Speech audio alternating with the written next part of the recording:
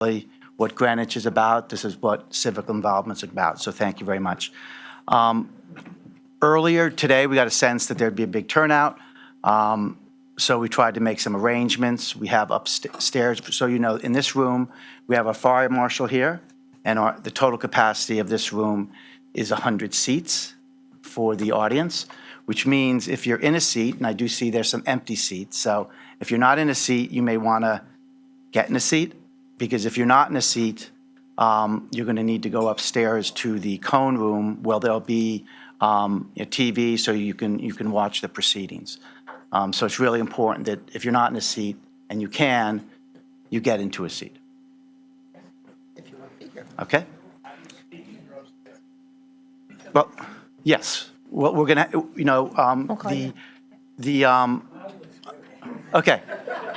Yes. So today, I think everyone, there've been some sign-up sheets there. And those sheets have been going to Pete Minarski, our controller, and he has them in order of sign-up, and we will be calling people by order of sign-up. Okay. You can hear it on the monitor, and you come down. We will be calling out the order of people, and the fact is that, I mean, obviously this is pretty unprecedented. Again, that's the good news, but. Clearly, if you miss your turn, I mean, you're still going to get to speak, but we will, usually we announce one person ahead. We'll try to announce, I think, maybe like 5 people ahead or something like that. That should give people a sense. The other thing I would say, again, everybody's here. You certainly have the right to stay for the entire evening if you wish. I think it'll be a late evening. But all I would ask is in just deference to other people that are going to be speakers, if you've spoken and you decide you can watch the rest at home on TV, that would be, I think, a real courtesy to those that are, you know, up in the cone room and speaking. There is a possibility that there will even be overflow in the cone room, in which case we're working to set up the downstairs cafeteria for that as well. Okay? Okay, with that, anything to add, Mark? No, if anybody that's sitting in a chair during the event, you want to get up and stretch, that's fine. You can go to the back of the room, but you have to come back to your chair, okay? Chairs are what drive the number here. So everybody that's standing here all has to go upstairs, all right? As an example. But if you want to stretch your legs during the meeting, you're allowed to get up and stretch your legs. Once you do that, you come back to your chair. I think there's an empty seat over here. So if anybody has an empty seat, can they just point it out? Excuse me? If anyone sees an empty seat next to them, can they just raise their hand so that someone can get in the seat?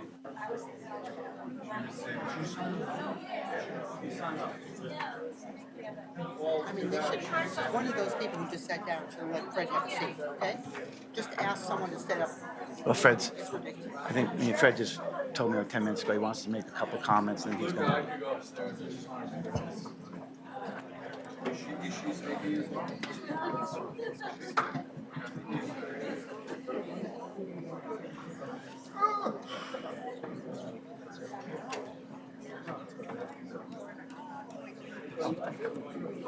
Where's not gonna go? Oh, the sign-up sheet? No. Oh, Works in. Jenny's going to need it to put down in the cafeteria. Dan,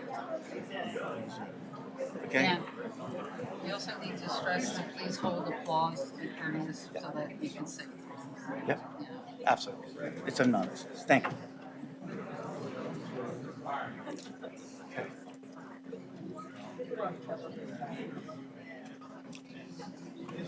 So Mark, are we ready?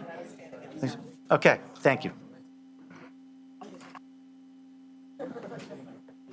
Okay, We didn't Good. pledge? What? We can do the pledge? It's not on the list. Okay, good evening, thank you. This is the March 29th full BET budget public hearing for the fiscal '24 budget. Thank you all for coming to the BET hearing tonight. We appreciate your time and willingness to engage in public policy making. Tonight is your time to share your views with the BET and your neighbors. All 12 members of the BET are here today to listen. And I want to thank my colleagues for attending, and we're here to listen to your thoughts. The speakers will be called in the order that they signed up. Sheets were given to Pete Minarski, our controller, and anybody else who, as they come in, wants to sign up, please put them on the table over there, and Pete will accumulate them and then give them to our clerk to read out the names. Each speaker will have 3 minutes. Pete will be the timekeeper and will give a 30-second warning to the speaker.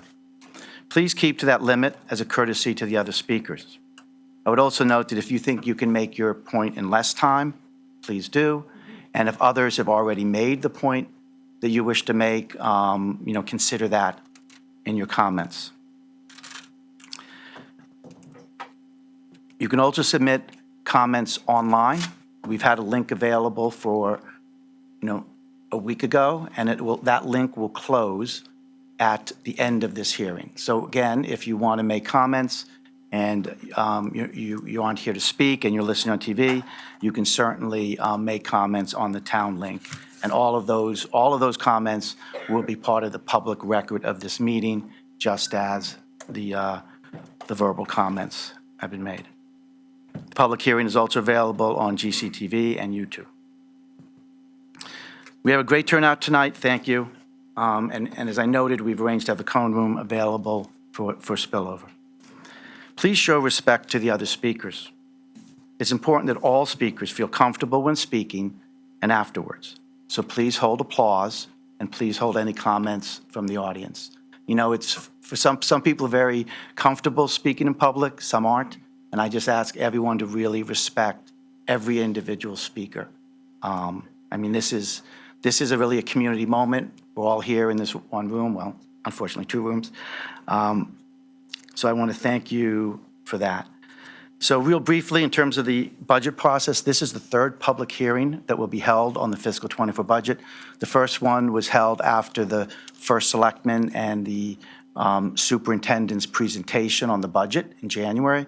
The second was held with the BET Budget Committee, and this is the 3rd and final. I'd also like to thank, again, Don and Horps for the work, and for our team here, Pete Minarski, the controller, Roland Geiger, budget director, and Shira Davis, our executive assistant, in addition to all the other members of the town team that, really help us get here. The budget process started with the guidelines in the fall. They went through the presentation of the budget in January, the budget committee hearings, and now we're going to the final moments. And our decision day will be April 4th, next Tuesday, where the BET will make the final decisions on the budget. So with that, I think we can start the hearing. Nisha, can you call out the first name? Is Fred first? Oh, yes, I'm sorry. Fred Camillo, our first selectman, has asked to just make a few comments.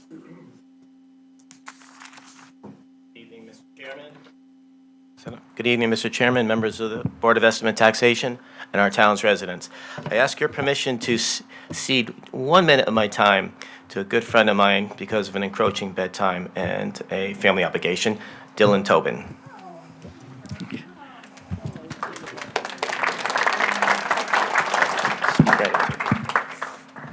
Hi. I would like to say that year after year, the BET has not been funding our schools. I mean, there was literally sewage in my school. And so I would just like to say, please fund our schools, and we would be really happy if you do. Thank you.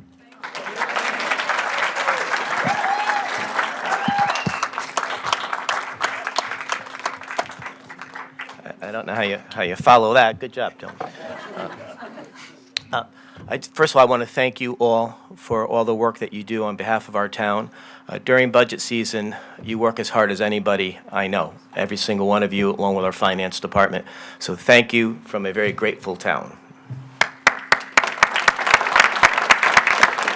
I'll be very quick. I'd love to speak for an hour on a lot of these projects, many of which I really champion and love, but I just want to touch on three quick ones. There was some talk on the Eastern Greenwich Civic Center.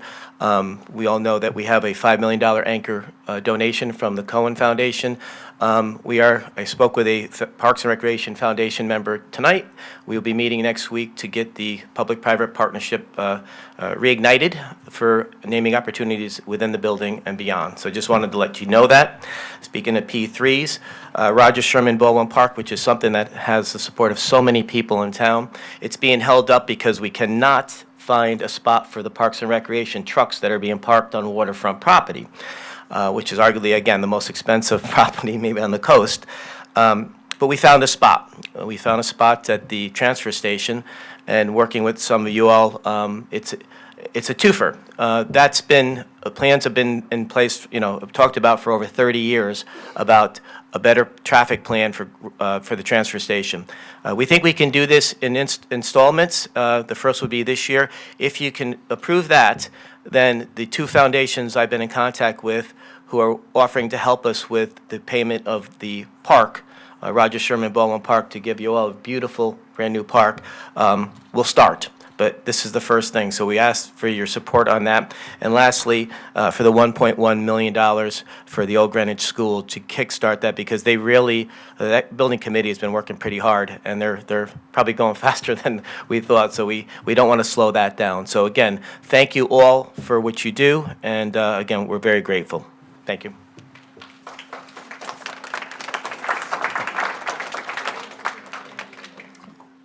The first speaker tonight is Gail Lordson, followed by Ernst Schirmer and Joe Solari.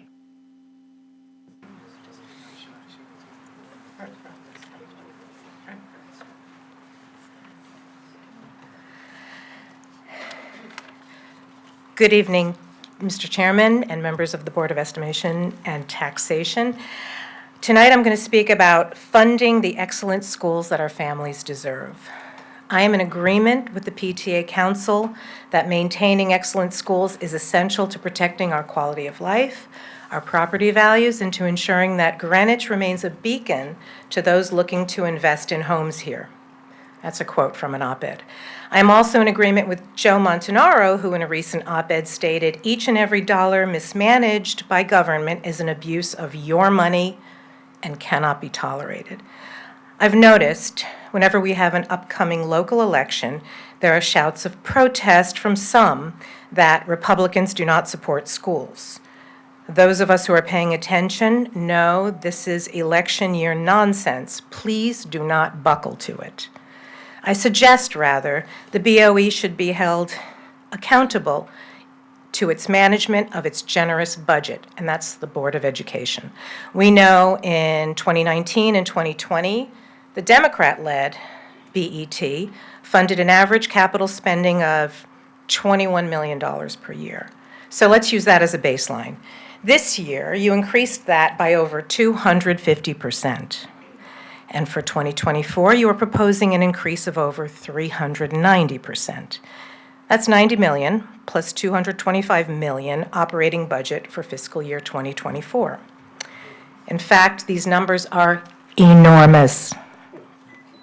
With a declining student enrollment, we spend about $27,000 per student per year before capital expenditures. In the past 13 years, we have spent $534 million on Board of Ed capital alone. Where am I going with this? How do we have leaky roofs, plumbing problems, and non-ADA compliance? It looks to me like poor administrative management of vendors and staff. We know OG School is not ADA compliant. Rooms are too small. Sewage backs up during heavy rains. While the question of enlarging rooms is an issue of rebuild or renovate, the most egregious issues, sewage backup, handicap bathrooms and elevators, can and should be addressed immediately. And here I'm talking to the Democrat BET members of the Budget Committee who voted to reject a $2.5 million allocation to update bathrooms, install elevators, and fix the plumbing. Why? And how does anyone in this room justify pointing fingers at the Republican BET members? And finally, Millions of dollars in state funding remain unclaimed on 4 completed schools projects: Ham Avenue, Glenville, Mesa, and New Leb. The Board of Ed is responsible for filling out paperwork to secure these dollars. Why not hold their feet to the fire before taking more of our tax dollars? Thank you.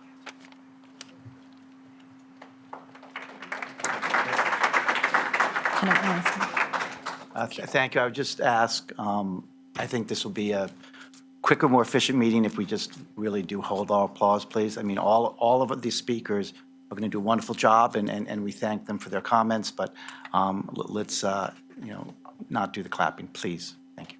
Up next is Ernst Shermer, followed by Joe Solari and Tracy Brown. Dear BT, thank you so much for all the work you do. It's a lot of work and it's hard work. Let me just share an image with you.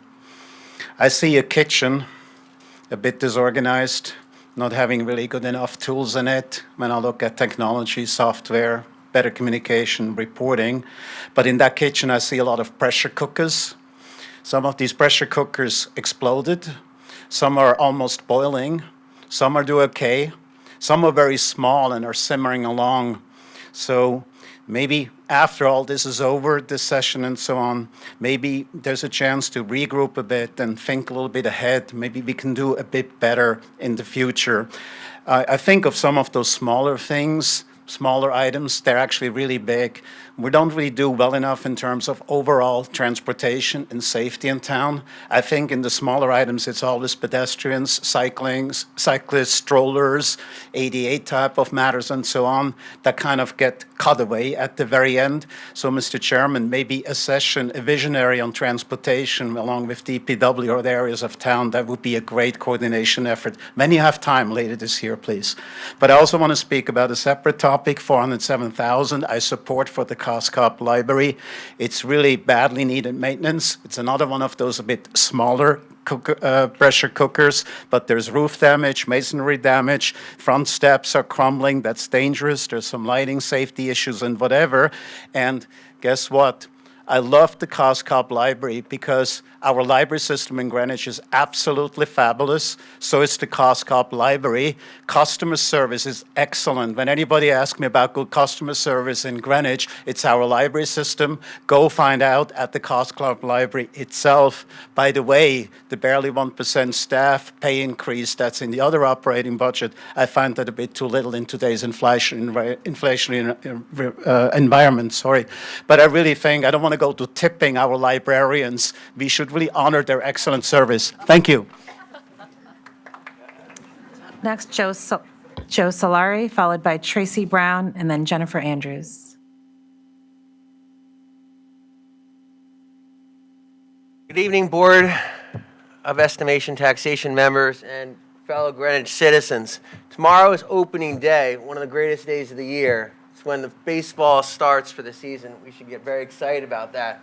Why am I mentioning baseball right now? Because like in spending for schools, it's not the team who spends the most money that wins, or else the Yankees would win like every year, and the Mets would win this year, which would be great. But rather, it's who spends the money most efficiently. It's not just how much you spend, but also how and where you spend it when you're a member of the Board of Estimation and Taxation. And the ROI on taxpayer dollars must be a key driver for the decisions we make as a town. If more money doesn't always lead to better outcomes, then it's not being allocated correctly. We should fund academic excellence and defund political indoctrination and activism in our schools. If we did so, we could spend a lot more on our schools, and we can use the savings from the latter to fund the former or return it to our taxpayers. We should restrict funding significantly or transfer it from funding for if there is no curriculum transparency or administration accountability, and do better to protect parental rights in our children. BET members, beware of the clarion call of long-term debt as well. Recall the business lessons that we learned in the 1930s when Greenwich almost went bankrupt. It's very easy for folks to call for all of you to spend other people's money for the things that they want, but spending it prudently and effectively is important for all of us and for the success of our town. Thank you. Up next, Tracy Brown, followed by Jennifer Andrews, and then Joe Montanaro.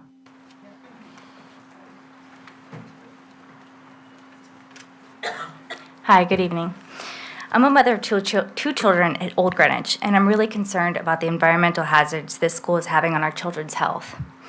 Over the last 2 years, both of my children have tested positive for mycotoxins, which are mold spores from water-damaged buildings. I believe the constant flooding and backage of sewer into the lower-level classrooms, in addition to the lack of air ventilation, is an immediate cause of concern. The renovation of our school without delay is critical to address these hidden health problems that our kids are facing. The BET can no longer delay these improvements and must approve funding for OGS immediately so we can fix this toxic environment that our kids must endure every day.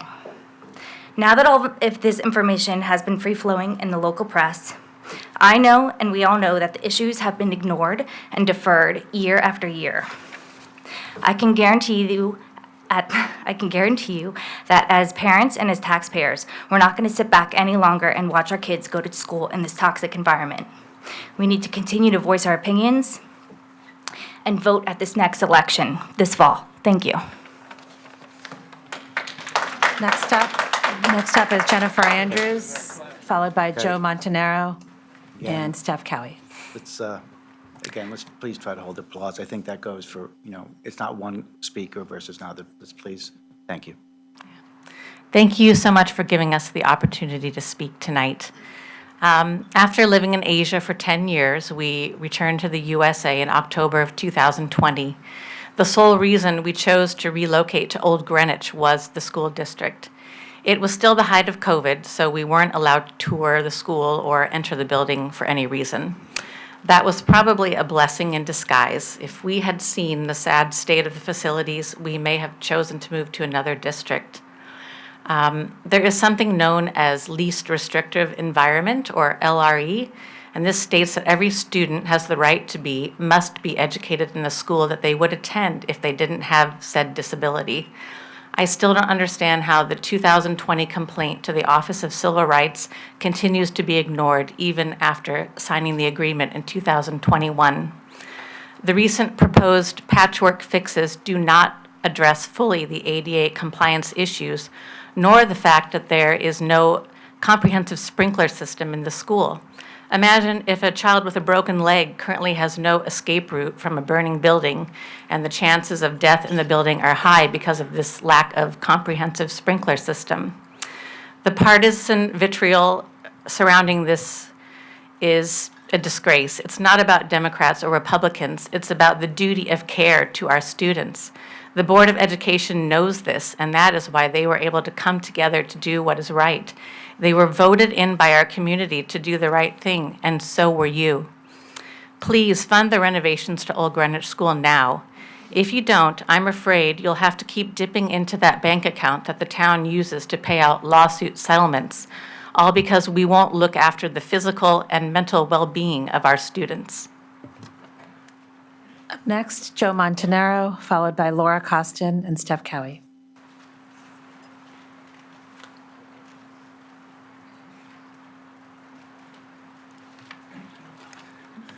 Good evening, everyone. So you had a lot of great points, the last speaker. I appreciate them and I believe in them. But despite the ridiculous rhetoric from a few self-serving individuals, the fact remains we all want to make the necessary repairs to our schools and build the best of the best new buildings where needed. Here are some actual numbers. $500 million for capital only has been given to GPS since 2006, thanks to the BET. GPS gets over $200 million each year for operational cost for the last several years. Where did it all go? These numbers include tens of millions for maintenance. How do these issues exist? How do we have sewer leaks? How do we have collapsing ceilings? How do we have broken thermostats? How do we have no ADA compliance in certain buildings? How do we have mold issues in other buildings? It makes no sense to me. We need independent oversight of where our money goes. We need audits. We need accountability.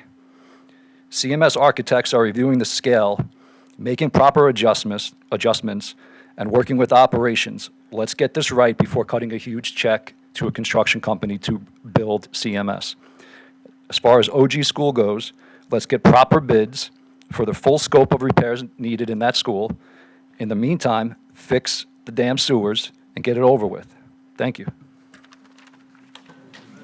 Up next, Laura Costin, followed by Steph Cowie and Claire Kilgallen.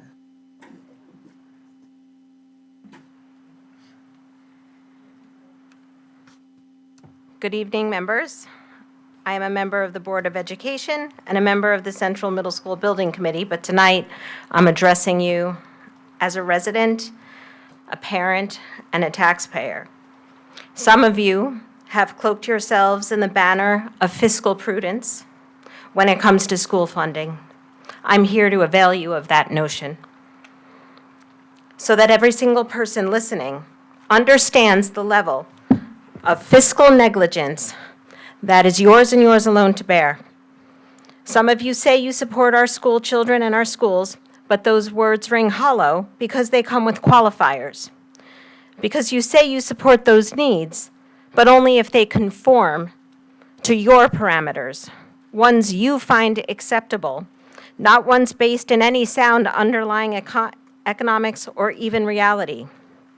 The Board of Education, PTAs, PTAC, parents, families, we are all tired of hearing about our schools being condemned, as in the case of Central Middle School, or otherwise neglected, as in the case of Old Greenwich, Julian Curtis, and Riverside.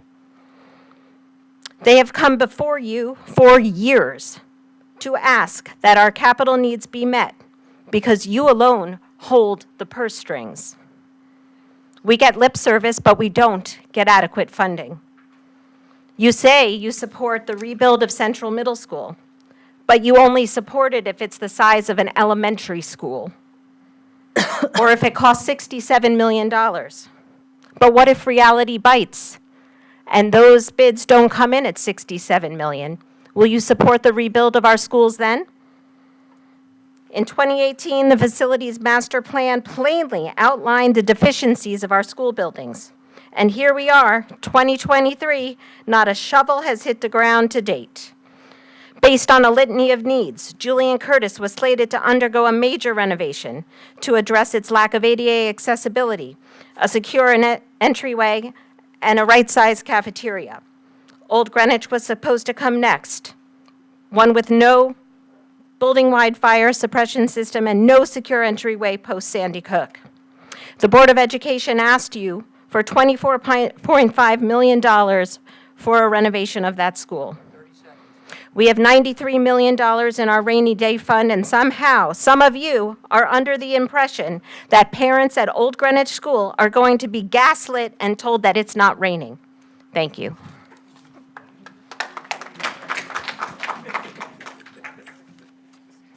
Up next is Steph Cowie, followed by Claire Kilgallen and Beth McGlivery. Good evening, Chairman Osmer and BET members. I'm Steph Cowie. I'm a registered Republican. I live in Londonderry Drive, Greenwich, Connecticut. I'm also part of the First Selectman Advisory Committee for People with Disabilities. I've been a resident of Greenwich for 22 years. I'm here this evening in support of what should be a nonpartisan issue, our public schools infrastructure. I would like to thank Ms. Moriarty and Ms. Erickson for their support for both OGS and CMS projects, as well as so many other more needed and much needed resources in our town. It's unfortunate that many of the GOP BET are determined to continue with the same playbook as years past. Let's disrupt and share misinformation for others to constantly have to refute and defend. Ignore the accurate information provided by our educational experts, hired architects, and expert estimators regarding both OGS and CMS projects. You keep stating the BET has funded millions over the years to the Board of Ed. The Board of Ed mismanages the funding, and the list goes on. But all of this information is not true. Do you think we continue to plead with the GOP BET to do the right thing because you overfund our schools? Our message has been very clear, based on my experience over the last 12 years. We find ourselves back here to fight for our schools, our town's most utilized buildings and spaces, year after year, and still the outcome is the same: cut, defer, and delete. OGS, I have a few things I want to mention on that. The community and Principal Benzavengo for multiple years have called for this action of this work to be done. Kicking this can down the road is not acceptable. I also want to state, obviously, the ADA non-compliance, and I want to mention that there was a misstated fact that ADA compliance just doesn't happen by putting in an elevator, putting in one bathroom, and making one door wider. Your entire school needs to be accessible. So just so we're all clear, that isn't a very quick fix. It does require a lot of reworking of the school. And I'm going to rebuke any other assertions too as well about the fact that we're using the word sewers and in our schools and in our elementary schools. We absolutely can do better. CMS project, the CMS budget was cut not once but twice without any understanding or expertise regarding what the experts say will take to build this school. This cut is not a message. You are decimating the CMS project. Let's remember, these children are in a school that was condemned, sewers condemned, non-ADA compliance. Fund this project as presented by the Board of Ed. Please do what's right, correct this path, and make these projects a nonpartisan decision. Fund our Greenwich schools. Thank you so much for your time and your work. Next up is Claire Kilgallen, followed by Beth McGlivery and Michael Carter.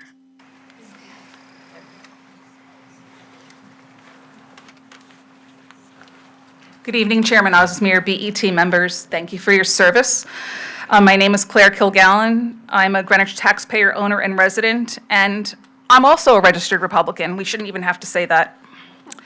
My children attend, I shouldn't have to say that my children attend Western and Greenwich High School, but they do. I'll clarify why. I served on the New Lebanon Building Committee. I serve on the Central Middle School Building Committee, but I am speaking solely as an ordinary resident. I support the BOE submitted capital requests, including the long-awaited Western School fields. Just an update to some information earlier. State funding, happy to report, last Friday, my birthday, $4.2 million on New Lebanon from state funding. That is the remainder of the payment till the 5% holdback. That is a total of $22 million received from the state.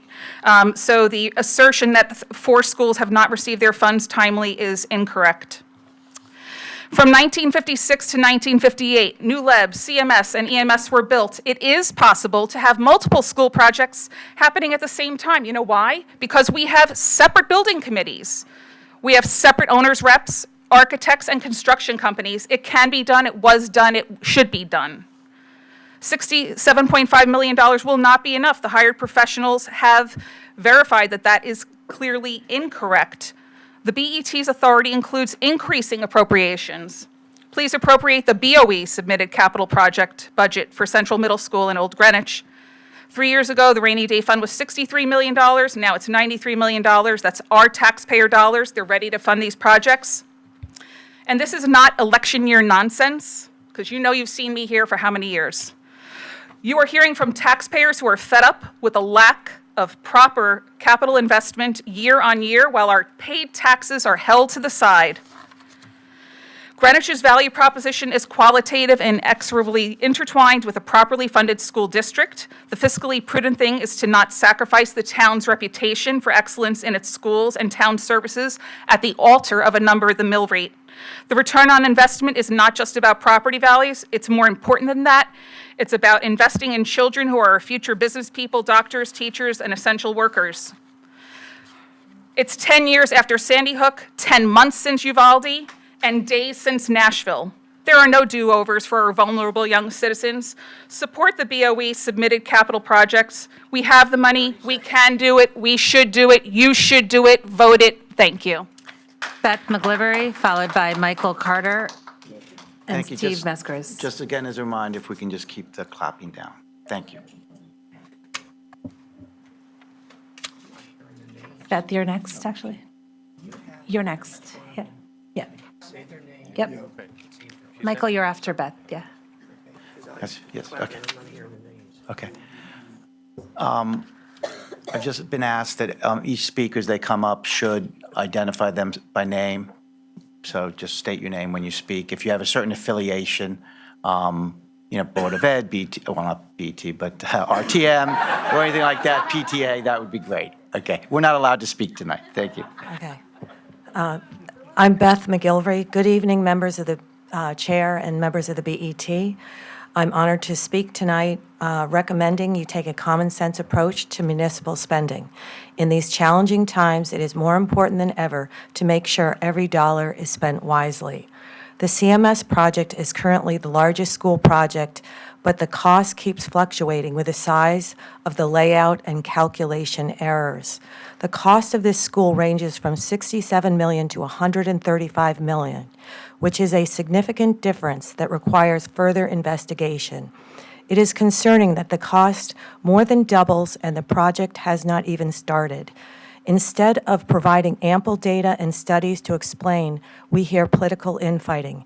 It's perplexing that Greenwich Academy recently built 6 projects: a beautiful courtyard, visual arts center, atrium, dining hall, new lower school, and renovated middle school for $64 million, whereas the BOE cannot build one school for $67 million.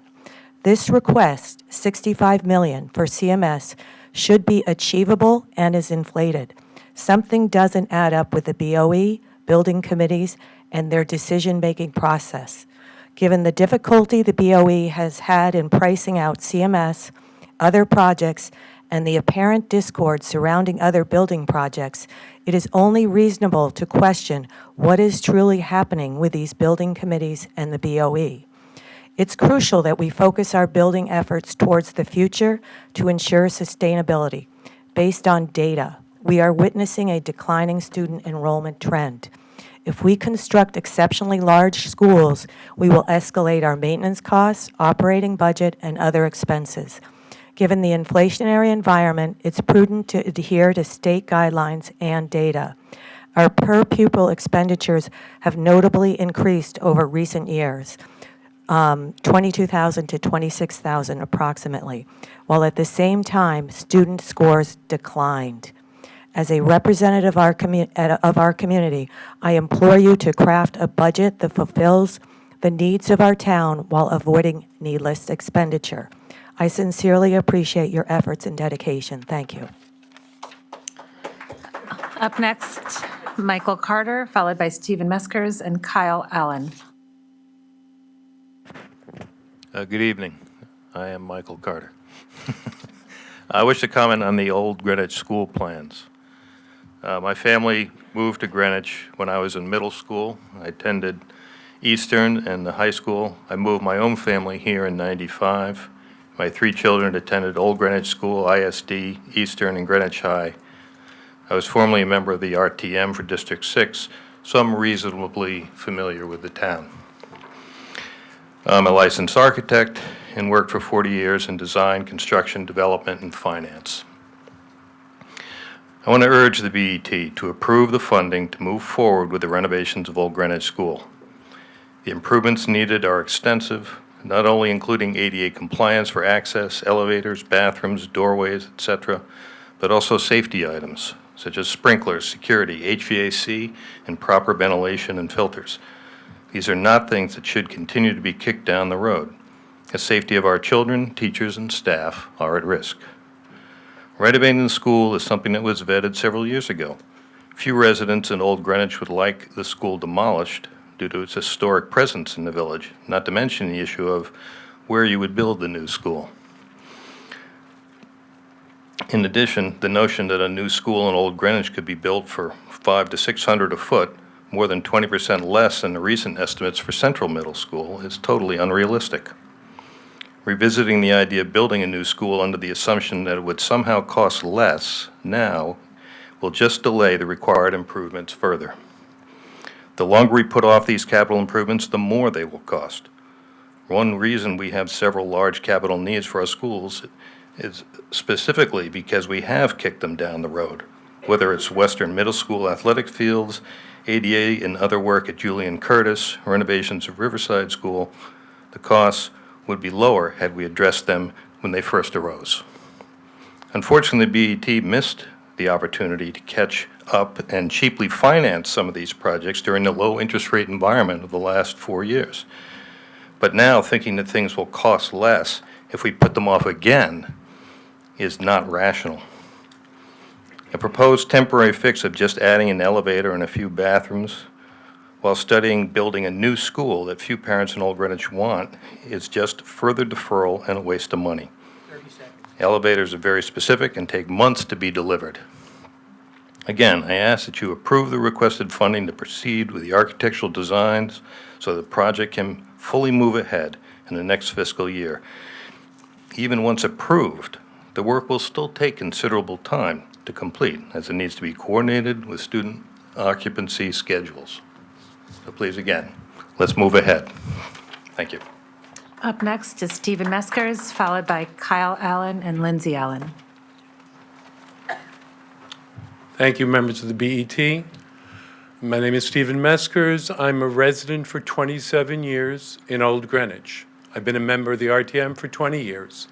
I've listened to debates on the education budget for 20 years, and the debates ultimately end up in delay, deny, and dissemble.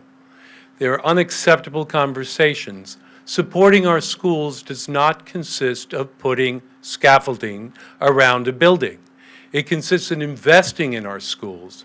The $64 million quoted for Greenwich Academy is about 680 a square foot. It is not the way it's been represented. The tuition at our private schools is on the order of $50,000 a year. We are providing a quality product in our educational system, but we're using third world facilities. These facilities were built 70 years ago. They were built by Republicans who believed that the public good was necessary.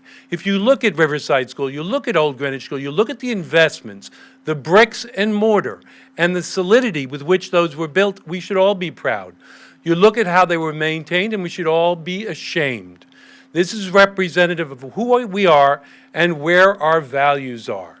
And I don't want to make it a partisan conversation, but I watch the bonding committee and the fire trucks, the improvements in the school, the budgetary expenses were partisan. We will see potentially tonight, and you can see it from the first conversation, potentially $1 million or $1.5 million for Old Greenwich School, and every other product will be cut, will be delayed or denied. I think it's unacceptable, and it's not a partisan conversation to invest in our children. It's what a real patriot would do, and I think it's disgraceful that we don't do it. I urge you to support the budget. And yes, wow, it is not patriotic not to support our children and not to support our public schools. And I'm appalled, and I urge you to support. Up next, Kyle Allen, followed by Lindsay Allen, and then Jen Behet and Dina Urso.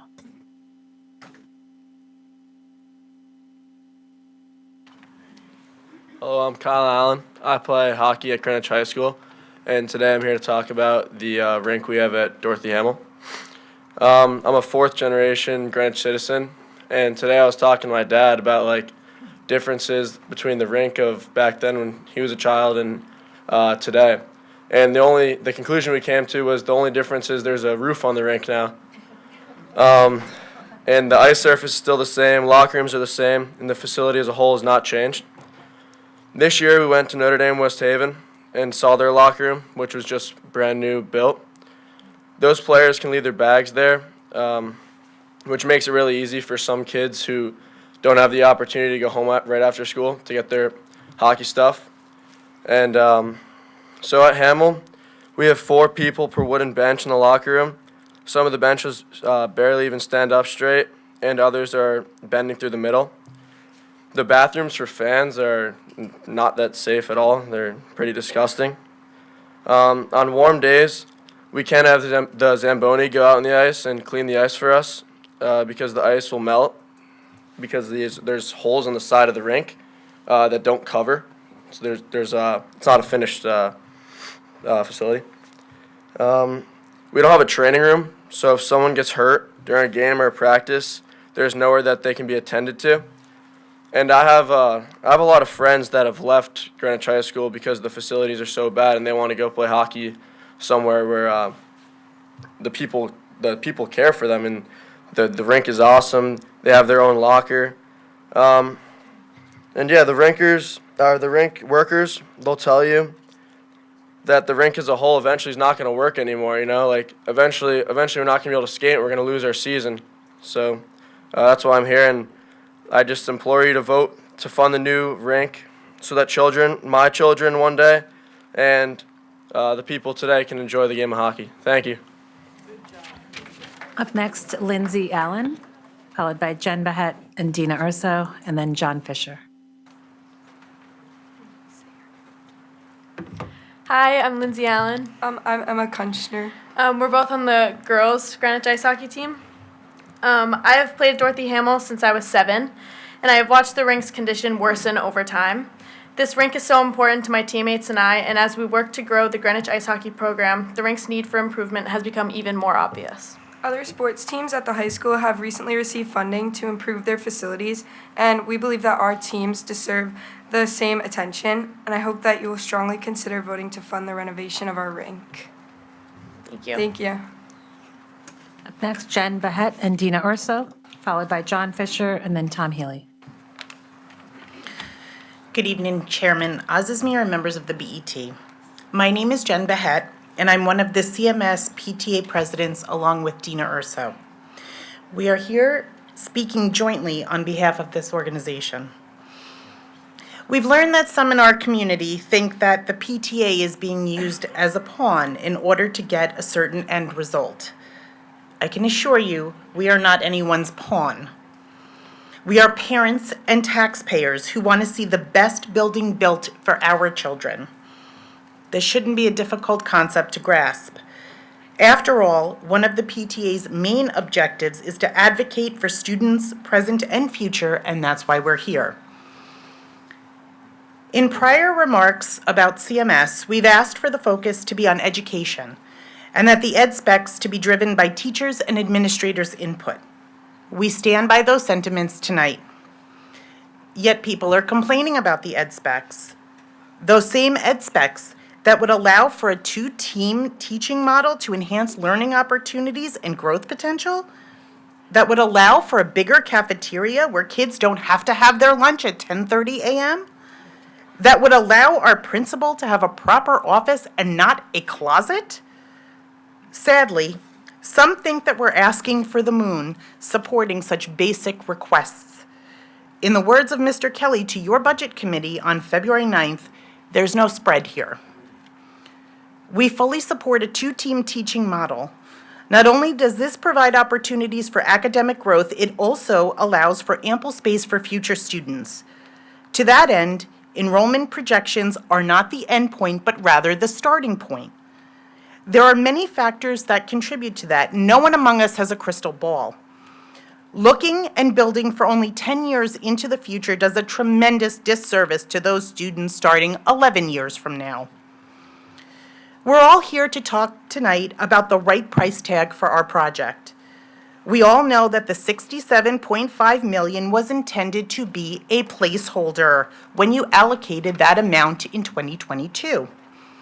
The state requires adequate funding in order to proceed with the construction grant application. $67.5 million, while an exorbitant amount of money, is not going to allow this project to move along the contemplated schedule, we fear. 30 seconds. This project was initially fast-tracked and did not have a feasibility study, which in hindsight seems to be a double-edged sword.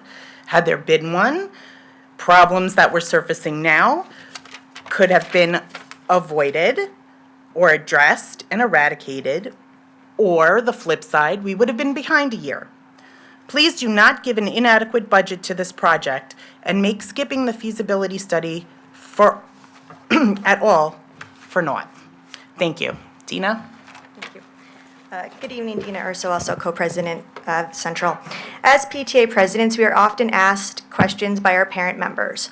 One question that was posed recently at a membership meeting was why the BOE was not applying for an emergency school construction grant. While we agree that conversation is a good thing and we encourage questions, This has been answered several times by the BOE on record in their own meetings, as well as in this forum by the CFO and the superintendent. The constant repetition of this query makes us wonder if there's a desire to spread misinformation about this option, which is really a red herring. For those listening who don't know the answer, it is because the town paid to make repairs to shore up the building for a finite amount of time, thereby taking away any argument that an emergency presently exists, which I'm personally thankful for considering I have a 7th grader there. We and other parents are here and have tried to voice our views to you throughout the process, but we wonder if you are truly listening to us. We are not money hungry, we just want what is best for our children. Yet, we sat here on February 9th and we heard one of you openly state in your meeting that the proposed 2-team model was not going to be built. We hope that since this statement was made, your collective understanding has been clarified, and that you all now understand that the 2-team model proposed project would be identical for a student body ranging anywhere from 480 students to 660. However, if your minds were already made up almost 2 months ago, it begs the question, is this all for show? At the same meeting, we heard one of your other members flat out say that if CMS cost the town a certain amount, there would be quote-unquote opportunity loss for other projects. Attempts to pit one school against another has no place in these discussions and is completely inappropriate. Chronic underfunding of schools has led us here to this point. Do not make CMS the scapegoat for why OGS is seemingly being kicked down the road again. We stand in support of OGS and JC, as we know they stand in support of us. After all, every one of these buildings are in shameful states, despite the nearly 9-figure rainy day fund at the town's disposal that no one is willing to touch, even though the sky is falling in on our children. In closing, we implore you, please listen to us. Listen to the parents who are asking you to make different decisions this year. Give the CMS project an adequate budget so that children can be educated in a building that Greenwich can be proud of for decades to come. Appropriate the $85.5 million asked by the BOE on April 4th so that the project can move forward. Thank you. Up next, John Fisher, followed by Tom Healy and Christina Dawson. Hi, I'm John Fisher. I am going to speak very fast tonight as the first VP of the Greenwich PTA Council. PTAC is a nonpartisan, non-political organization representing all the PTAs at every public school in Greenwich. Our only agenda is a top-quality education delivered in safe, secure, accessible schools that meet building and fire codes and educational requirements. It's said that those who forget history are doomed to repeat it, so here's a short history lesson. In 2018, the BOE, that's the bipartisan BOE, with the same composition of Republicans and Democrats as the BET, did a study and developed a 15-year capital improvement plan. The study made clear that years of underfunding the facilities upgrades and maintenance had put our schools in serious disrepair. The prioritized list of schools in need of major work, Julian Curtis, Old Greenwich, GHS, Riverside, and then farther out was Central Middle School, North Mianus, Cos Cob, and the Western Middle School fields. October 2018, substandard plumbing at Cos Cob broke, flooding, emergency repairs, busing students to multiple other schools, significant unplanned costs. March 2019, PTAC stood right here and advocated for bipartisan BOE budget priorities, Julian Curtis, Old Greenwich, Riverside, GHS. April 2019, GHS stadium bleachers, which had been temporarily shored up in 2016, were found to be structurally unsafe. March 2020, PTAC stood right here and advocated for the bipartisan BOE budget, Cardinal Stadium, GHS entryway, Julian Curtis, Old Greenwich, Riverside got dropped, but Western Middle School toxic fields were added. February 2021, broken plumbing at North Mianus, flooding, ceilings collapsed, emergency repairs at significant unplanned costs.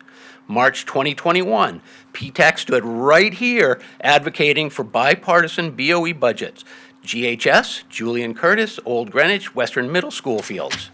February 2022, Central Middle School found to be unsafe to occupy, significant structural concerns. The school closed, temporary repairs, scaffolding, shoring up. Students bused to multiple other schools at significant unplanned costs. March 2022, PTAC is right here advocating for a bipartisan BOE budget that includes Central Middle School, Julian Curtis, Old Greenwich, the GHS entryway, and the middle school fields. Thousands of Greenwich residents and parents are beyond frustrated, concerned, even incensed by this history of budget deferrals, delays, and deflections that put children at risk and result in millions of dollars spent on emergency repairs on schools that were known to be in disrepair in 2018. And here we are, March 2023. The PTAC asked the BET to vote for unanimous approval of the bipartisan BOE budget. Thank you. Up next, Tom Healy, followed by Christina Dawson, and then Jen Barrow.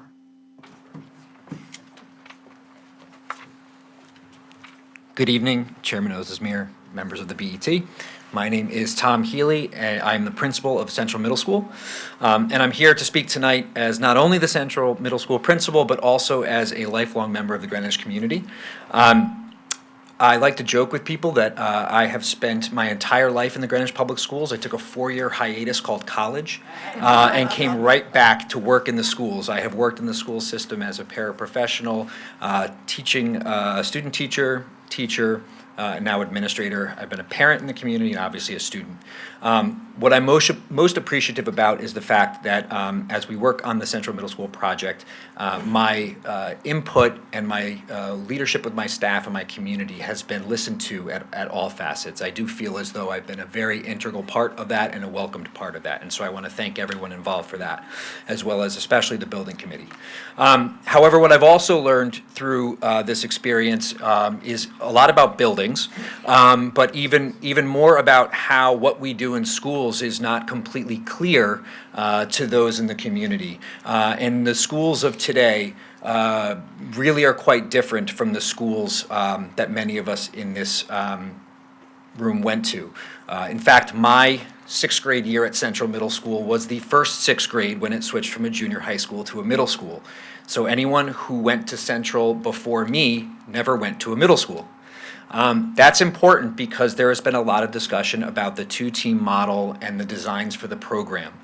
What I can say, being somebody who has lived for my entire life here, whose father served on the BET in the 90s, I understand your task and charge, and I understand mine.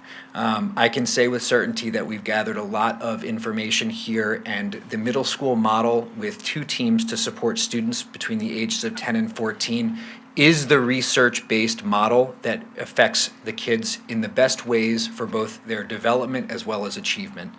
It's important when we have an opportunity like this to design a building that meets those needs and comes from the experts. I know it is not an easy decision and a lot that goes into it, but middle schools are designed to support a range of students with a range of teachers, and it is important that we provide that for our kids with this opportunity that we have.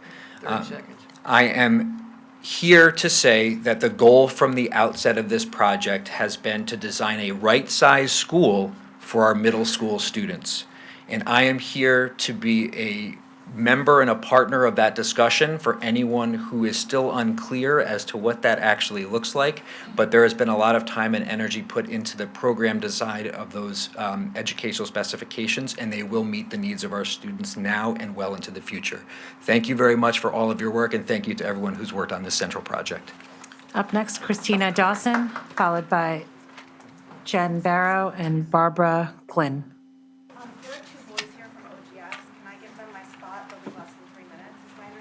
Are you Christina Dawson? Yes. Yeah. Oh, sorry. Good evening. My name is Luka Kostovic, and I'm a 4th grader at Old Greenwich School. I have a friend that got injured and was in a wheelchair. There was no way for him to get upstairs safely, so he had to stay downstairs all year, and it was very depressing and sad. Why is it so hard to put an elevator in for kids with disabilities? Another thing is that really bothered me was when we had to wear masks, and it was freezing out, but the windows had to stay open because the building is so old that there is no air for us kids. Also, the bathroom conditions in the school are not great. We all deserve clean bathrooms. These are some of the things that we need to have fixed to make our school better and more safe. Thank you for your time, and thank you for listening. Dolphin Pride.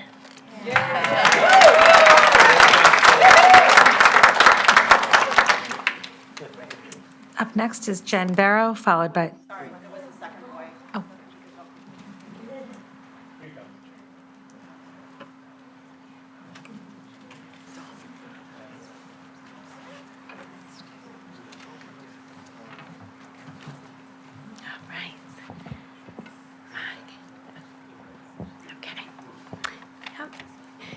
Good evening.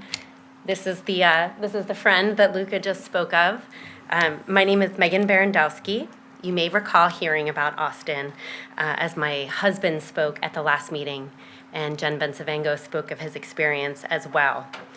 Only hearing about a student who is unable to attend his regular classroom can be a bit abstract.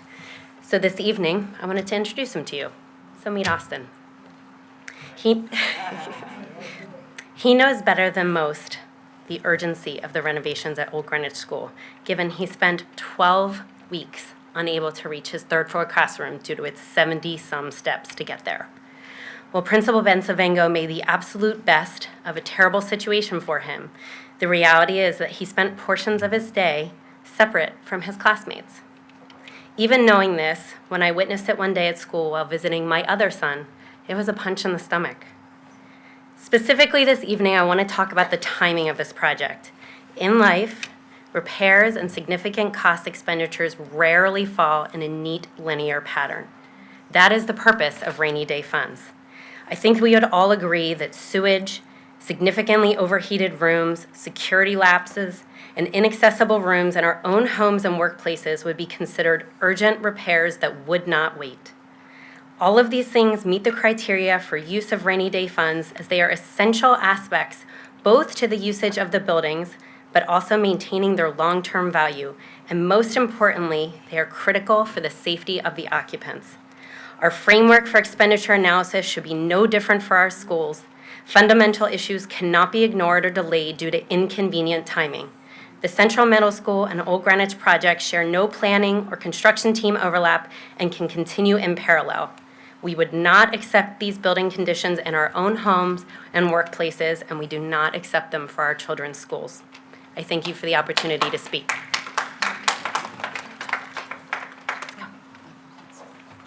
up next, Jen Barrow, followed by Deborah Armstrong, and then Katie Valero. Good evening. My name is Jen Barrow. I've lived in Greenwich for 16 years, and I am a proud Greenwich Public School parent. I'm speaking tonight because I am concerned about what is missing from this budget. This budget is a statement of our town values. It is an itemization of our priorities and a declaration of what our town leadership views as worthy. It is a demonstration of how we treat our children, elderly, and disabled. This budget, as presented, does not reflect my values. I value investment in our public school buildings and allowing educational needs to drive school design. I value inclusivity and ensuring all our public spaces are ADA compliant. I value safety and supplying our first responders with the equipment they need and making sure all corners of our town have adequate fire response coverage. Old Greenwich School is missing from this budget. That neighborhood landmark has been sorely in need of attention for years. It is not acceptable that children need to navigate sewage in order to attend class. It is not acceptable that they attend school in a building that our town knows is lacking modern security, ventilation, and fire suppression measures. It is not acceptable that students, staff, and visitors with disabilities are physically precluded from engaging in school activities. I ask the BET to move past its self-imposed one school project at a time policy that is causing a backlog and cost escalations, and I ask you to fully fund the Board of Education endorsed projects for Central Middle School and Old Greenwich School in the fiscal 23-24 budget. Thank you. Up next, Deborah Armstrong, followed by Katie Valero and Kim Fields. Good evening. I'm going to ask everybody to switch gears for a moment. I am with the Friends of the Cos Cob Library, so we're going to talk about libraries for a while. I think that what I'm going to say will not surprise you. The Cos Cob Library branch really is the cultural hub of Cos Cob. It's considered by many to be the centerpiece of the community. Not everybody, but many. To give you just a glance at some numbers, last year we had 67,000 visitors into that library branch. 67,000. They checked out over 68,000 books. And there were over 500 programs attended by 16,000 more people.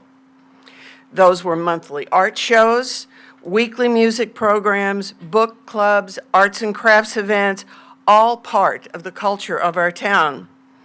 But it's important to note that the Cos Cob Library has not been renovated at all since it was built in 1999. 24 years of those hundreds of thousands of people, no renovation. So the funding we're talking about tonight is improvements and maintenance. Again, none done since 1999. I don't think our houses are left to go for 24 years, are they? Maybe you don't have 67,000 people in your house, but we do. We're talking about supporting improvements, maintenance to the existing structure. This is not about financing an expansion or a bigger library. This is maintenance to the existing structure. The capital funding will support key items for maintenance, safe walkways. We have people fall down on our walkways. Replacement flooring, improved vehicular safety. There's a lot of traffic for 67,000 people through that municipal parking lot. Better lighting inside and outside. Frequently, our staff, the lighting is so poor, you can't read the titles on the books. We also need to address the icing issues on our roof. 30 seconds. Okay. The total proposed capital for the town is $124 million. Cos Cob request is $407,000. That's like less than 1% of the total budget. We must address the needs of the library. And as a parting shot, in the words of one of my favorite news anchors, the late great Walter Cronkite, whatever the cost of our libraries, the price is cheap compared to that of an ignorant nation or town.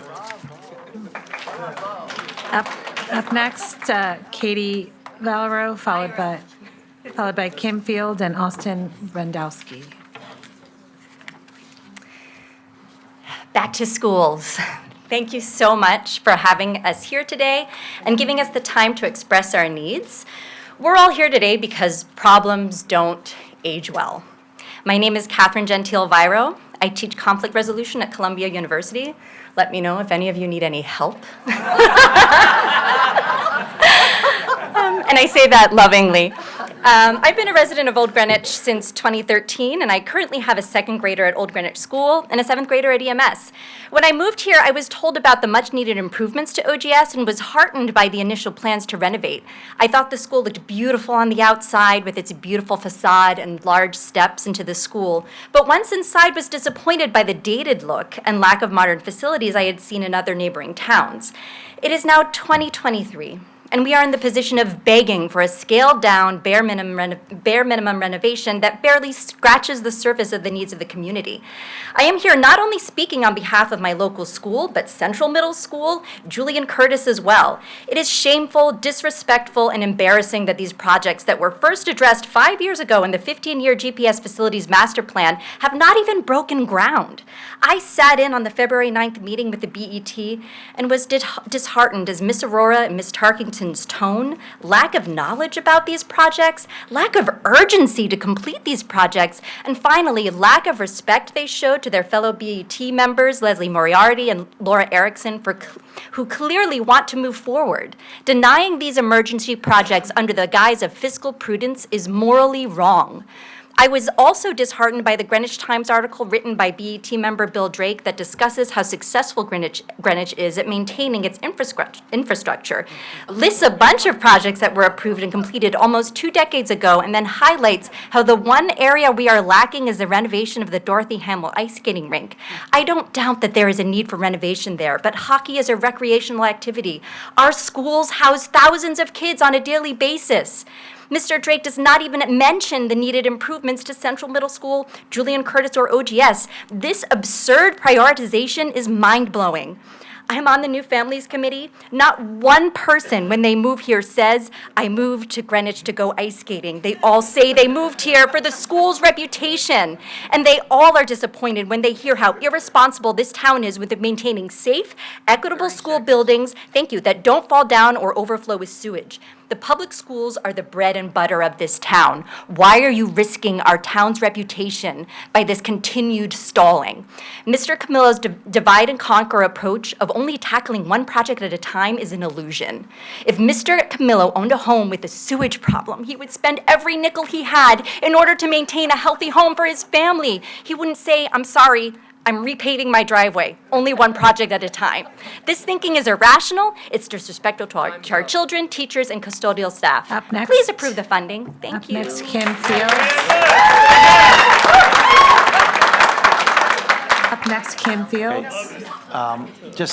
Let's, again, we love all our speakers, but let's just try to keep the clapping down, please. Thank you.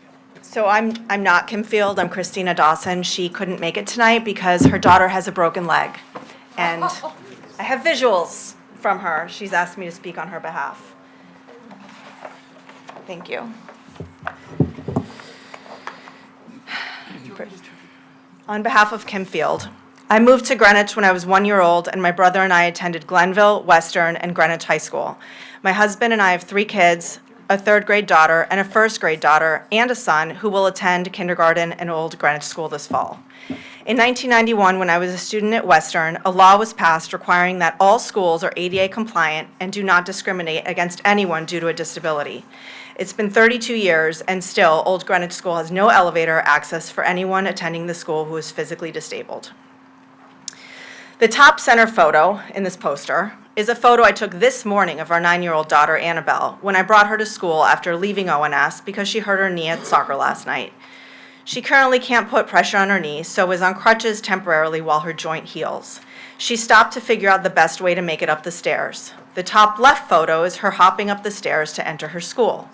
Then once in school, she will hop 72 steps up and down the stairs multiple times per day while her teacher or friend holds her crutches to get her from her classroom, which is on the 3rd floor, down to the gym, lunchroom, music and art room, office, nurse. She is already nervous about tomorrow morning, how she will get up to her classroom at drop-off, and I assured her that I will be there to help. Who helps them so they don't fall down the steps or trip up the steps while hopping these steps in these photos multiple times a day? Well, today it was Laura in the main office when I dropped her off, who carried Annabelle's crutches up to her classroom while she stood behind Annabelle so she would not fall as she hopped and pulled herself up 72 steps to her classroom. This is absurd, and certainly in 2023, knowing how many times per day they have to do this. Principal Bencivengo has said that students with permanent disabilities are not able to attend OGS and are redirected to other elementary schools in our district. This is discrimination for 32 years now to not be able to attend their community public school. OGS, as we know at this point, is not ADA compliant. Sorry, I'm trying to expedite. It's 2023. It is the responsibility of this town by law to get OGS up to code so it is ADA compliant and so our children can attend school normally, whether or not they have crutches or a wheelchair. How this has gone on for this long, I will never understand. Please make it right and stop kicking this project down the road and make sure OGS renovation is included in this year's budget. Thank you, Kim Field. Up next, Austin Brandowski, I followed gave by... him my spot, so I'll take his. What's that? I gave him my spot before, so I'll take got it. it. Sorry, I'm totally screwing you guys up.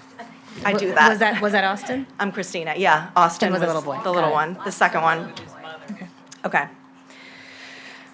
Good evening.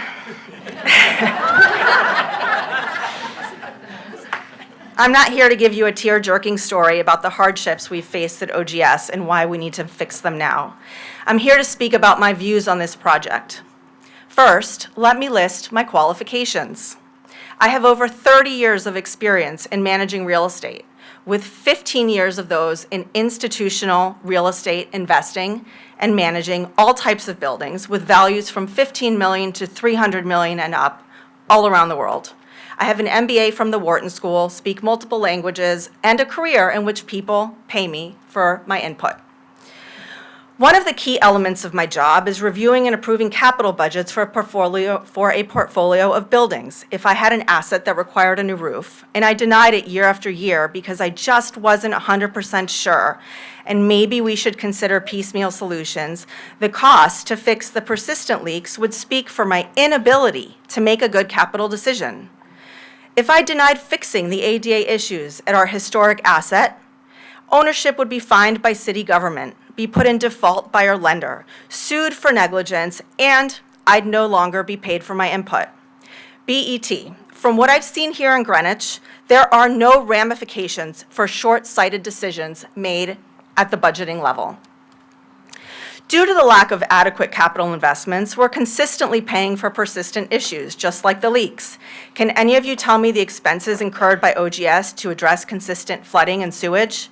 For schooling children who can't make it up all the stairs?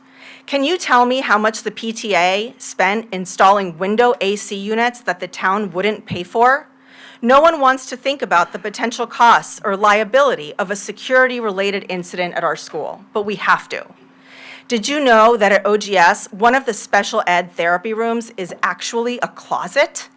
How does that lack of light and inequitable treatment affect the progress of the affected students? Has anyone thought about quantifying the immediate and long-term costs of this to the town? There has recently been a suggestion that we apply Band-Aid fixes to the school. Personally, I love a quick fix, but in this case, it doesn't work. Let me explain. To become ADA compliant, in addition to an elevator, which has a current lead time of 6 to 8 months, we also need ramps, lifts, widening of every single door in the school, updating the restrooms, changing the countertops, carpentry, electrical, painting, flooring, and ceiling patching. To get clean air, the affected ceilings must be opened up for ductwork, closed again. Adequate security remains top of mind after the horrific events in Nashville this week. The OGS Building Committee has been working tirelessly to execute the ed specs agreed to by the BOE in 2021 to make this year's budget cycle because the kids and the community need this. It's time to move forward. We can continue to explore alternate solutions to assist in making informed decisions, but we cannot delay making progress. As a resident, citizen, voter, professional, mom, and member of the OGS Building Committee, I'm asking you to authorize the full $35.9 million because you can and because we're ready. Good evening and thank you. Thank you. Christina, was Luca the other little boy that spoke? Okay.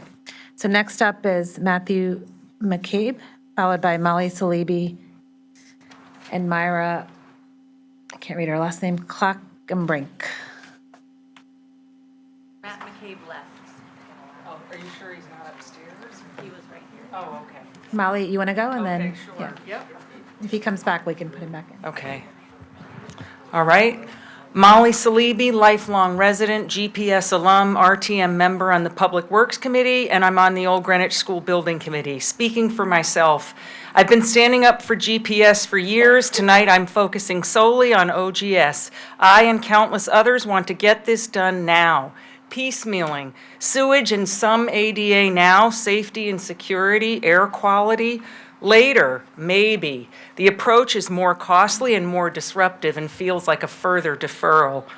Because I'm all but certain There is no path for construction funding to pass next week. My ask is the same I made on March 1st to BET Chair Ozesmir, my former colleague from our years on the RTM's Budget Overview Committee. Grant the $1.1 million with conditions if you wish, perhaps dependent on direction once firmer numbers are secured, though I believe that will still be the current plan of a renovation and not a rebuild, and commit to interim construction funding. We are constrained by your voting date of April 4, but June 30th is the state's date. If you are truly committed to the project's timely completion in totality, I've laid you out a solid plan. For the cost estimator policy this board is adopting, I thank Mr. Drake for his abstention on Monday evening, which allows additional language. It's good practice, serves for future boards, and I will suggest it's needed now for the public because confidence in your body as a whole is not at an all-time high these days, and that transcends parties. My response to remarks in the op-ed Modernizing Old Greenwich School, signed by 5 BET members of one caucus, the opening line really struck me. School capital projects have been rightly prioritized in Greenwich's upcoming fiscal budget. No.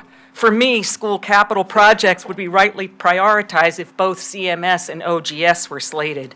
And I've wondered since January 24 when I first heard, quote, "we can only do one project at a time," which I translate as, some of us only want to fund one major school capital project in a given budget. What was the point of approving A&E funding for the 2 schools last year when it was known then that both would come up for full construction funds this year?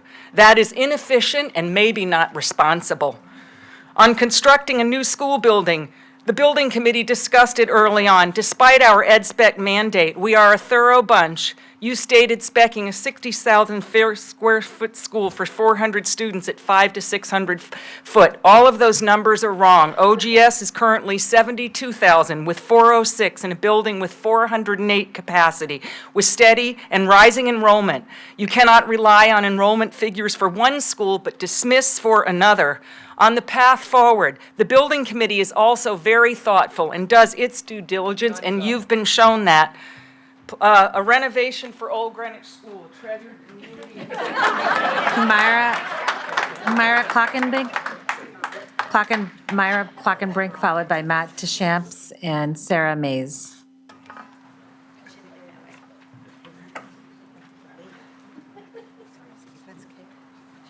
Good evening, Chairman, members of the board, residents. My name is Myra Clockenbrink. I am a parent and a resident and a member of Project Zero, a community group advocating for net zero build of our new and renovating buildings.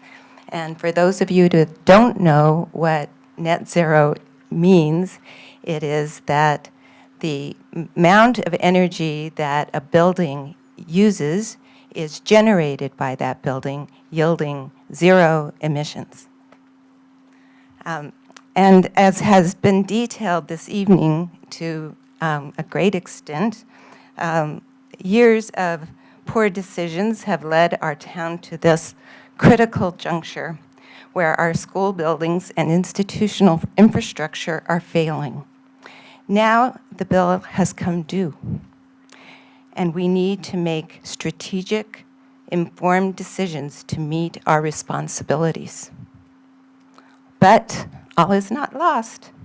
We can turn a new page and begin to build now and for the future by choosing to incorporate net zero parameters for all school construction. It is an investment in our schools, in our students, in our faculty, and in the community, and will save us millions of dollars now and into the future life of these buildings. The sooner we act and make this choice, the more money we will save, the sooner the schools will be built, and the better off our students will be. After all, why are we here tonight? We are here to serve the future, to ensure the future, and to build for the future. We need to fund our schools and begin to make the smart decisions that invest in that future. Thank you very much. Up next, Matt Deschamps, followed by Sarah Mays and Jill Chutner. Good evening. My name is Matt Deschamps. I'm a 20-year resident of Old Greenwich. While my views are my own, I am an RTM District 6 rep, and through my service on the Budget Overview Committee, know well the budget constraints of our town and have studied the impact funding delays have cost taxpayers. Imagine how much less CMS OGS renovations would have cost taxpayers had you improved the funds before inflationary pressures increased building costs. Delaying necessary capital expenditures does not save money. It simply adds higher costs that build and must be paid for eventually, and often creates emergencies like we saw at CMS. These are expensive delays. As a 30-year finance professional and CPA, I know you either manage budgets or budgets manage you. You are allowing the budget to manage the town. This is costly and avoidable, and it's a mistake that now impacts Old Greenwich School residents, residents care deeply about. Both of my children attended OGS from grades K through 5 and are proud Dolphins. We are an OGS family and understand well the impact OGS has on our community. It is the anchor of our town and it is a source of great pride. I recently toured OGS and saw firsthand the importance the renovations that have been requested. They impact safety, health, ADA compliance, and the quality of education the students receive every single day. The renovations are necessary and they are overdue. Some on this board have come up with options to delay the project or demolish the historic building and build a new building using unsubstantiated costs and putting little thought into their opinions. Here's the problem. Nobody wants these options. What the citizens of my district want is for you to fund the well-researched and vetted proposal to improve the existing school. Some of you have stated your job is to ask the tough questions. That's an important part of your job. But it's also important to ask the right questions, to ask the smart questions, and to deliver the results to our community. Your responsibility is not to obstruct, delay, reduce. It's to deliver needed capital funding to invest in our community. I'd like to thank the OGS Building Committee for their excellent work, and I respectfully ask you to support their efforts and support the citizens of Old Greenwich by approving the funds requested to renovate OGS. Thank you all for your service to the town.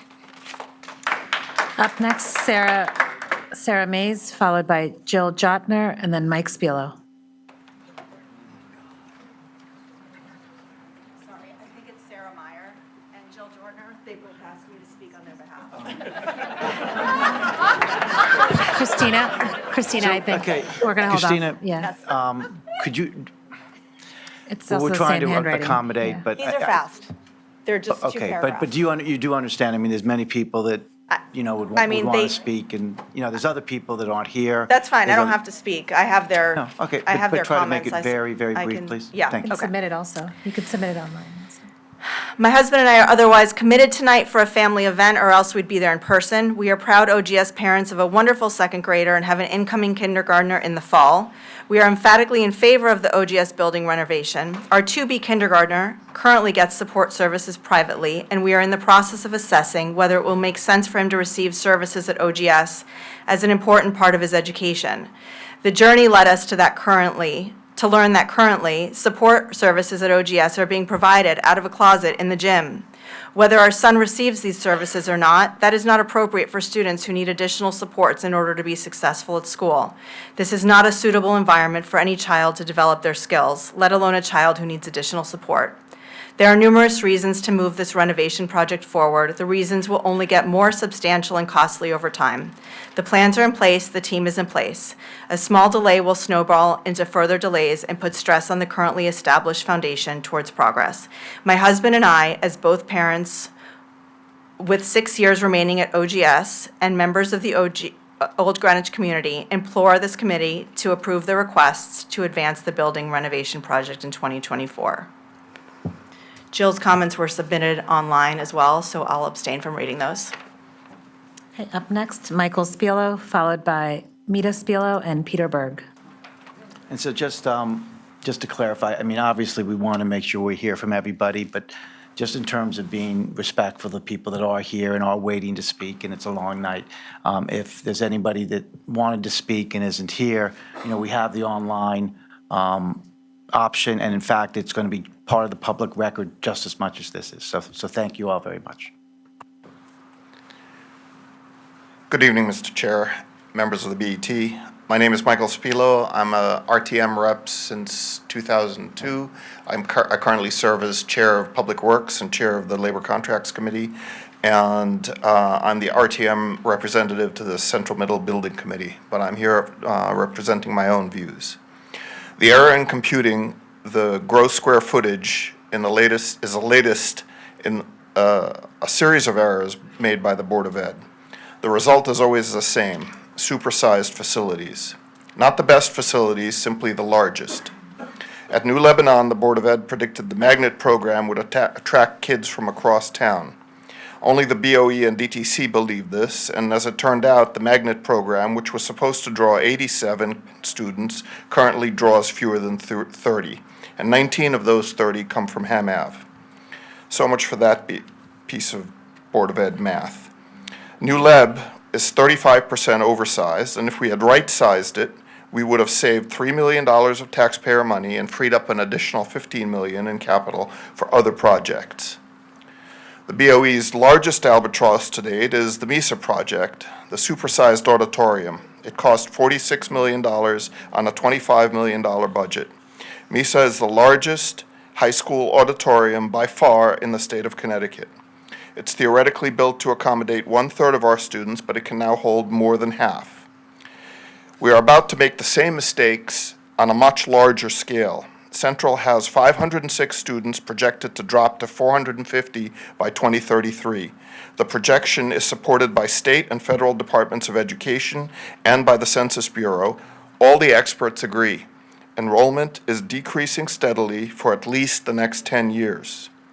But we're building for more than 10 years, I understand that, and so we assume that after 10 years, if we assume that after 10 years, the rates of migration suddenly rebound strongly and at an unprecedented rate, it will still take an additional 21 years after that before we reach capacity.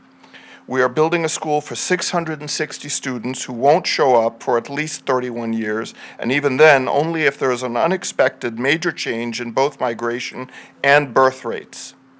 By overbuilding, we are tying up at least $20 million in capital, which can be used elsewhere to prevent flooding, sewage backup, and refurbish other schools.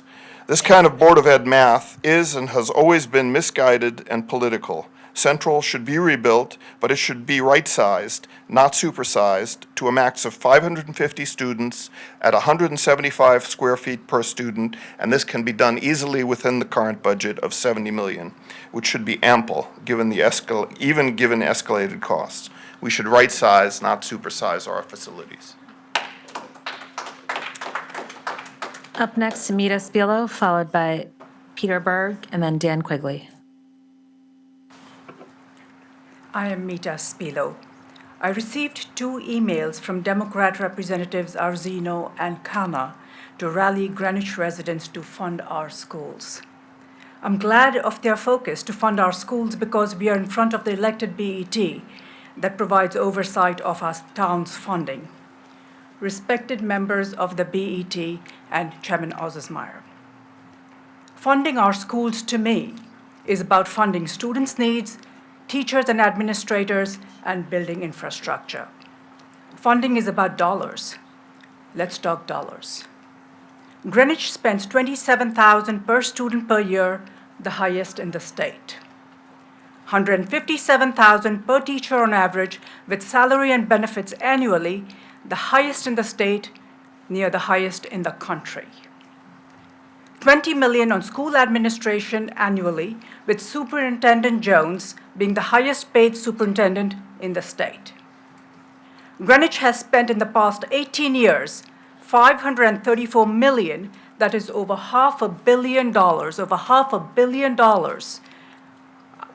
on school capital projects outpacing every school district in Connecticut and in the country. Greenwich spends additionally $9 million annually to keep the school buildings running. Does the BET fund our schools?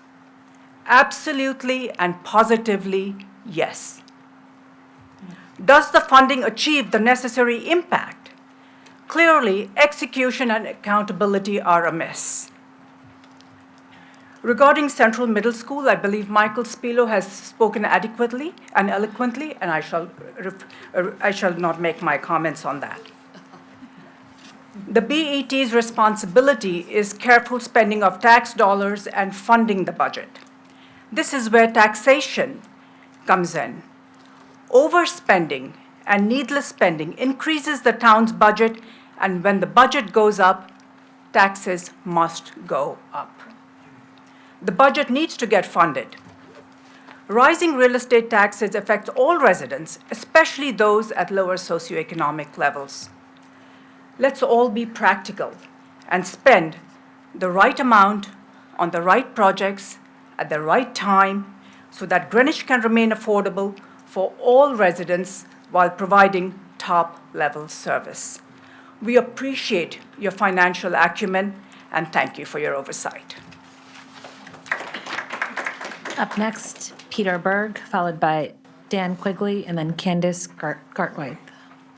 Good evening, Mr. Chairman, BET members.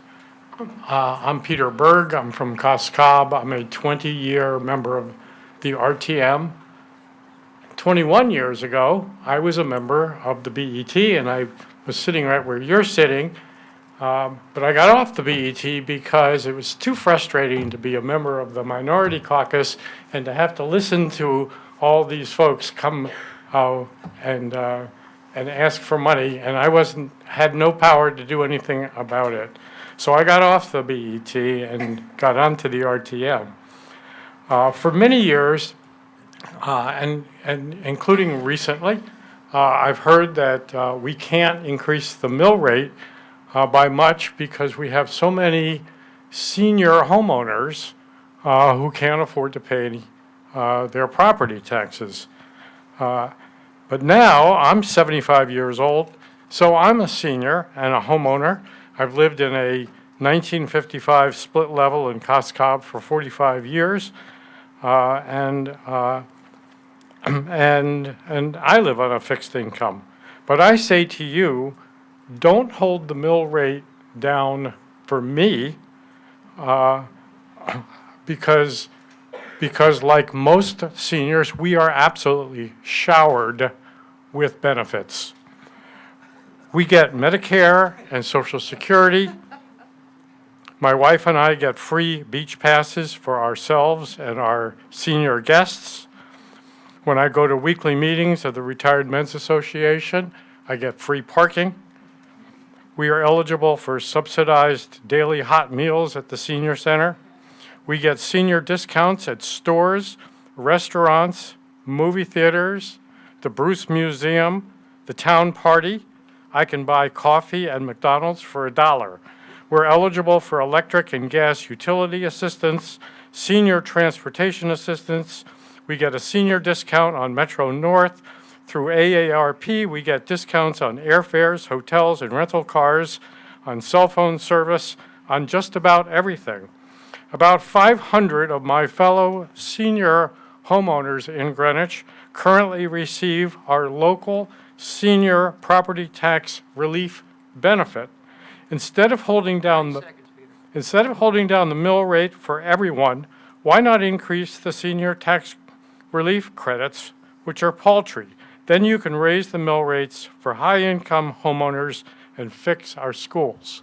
Thank you. Up next, Dan Quigley, followed by Candace Gartwright and Jody Stewart. Thanks, everyone. My name is Dan Quigley, and despite what some people in the room might say, I am a Republican. I've lived in Greenwich 45 years, went through the Greenwich public school system, and have a child in the public school system. And for 2 years as the chairman of the Republican Town Committee, I fought these battles. I spoke about how I didn't think prioritization in the capital plan for the schools was adequate. I talked about how, although there were projects we needed to do, why were we doing certain ones ahead of other ones? Those things have been amended. They've been fixed. Prioritization is now where it should be. A year and a half ago, I sat in a room with my Republican colleagues on the BET, and we strategized, how do we win this election? We talked about it.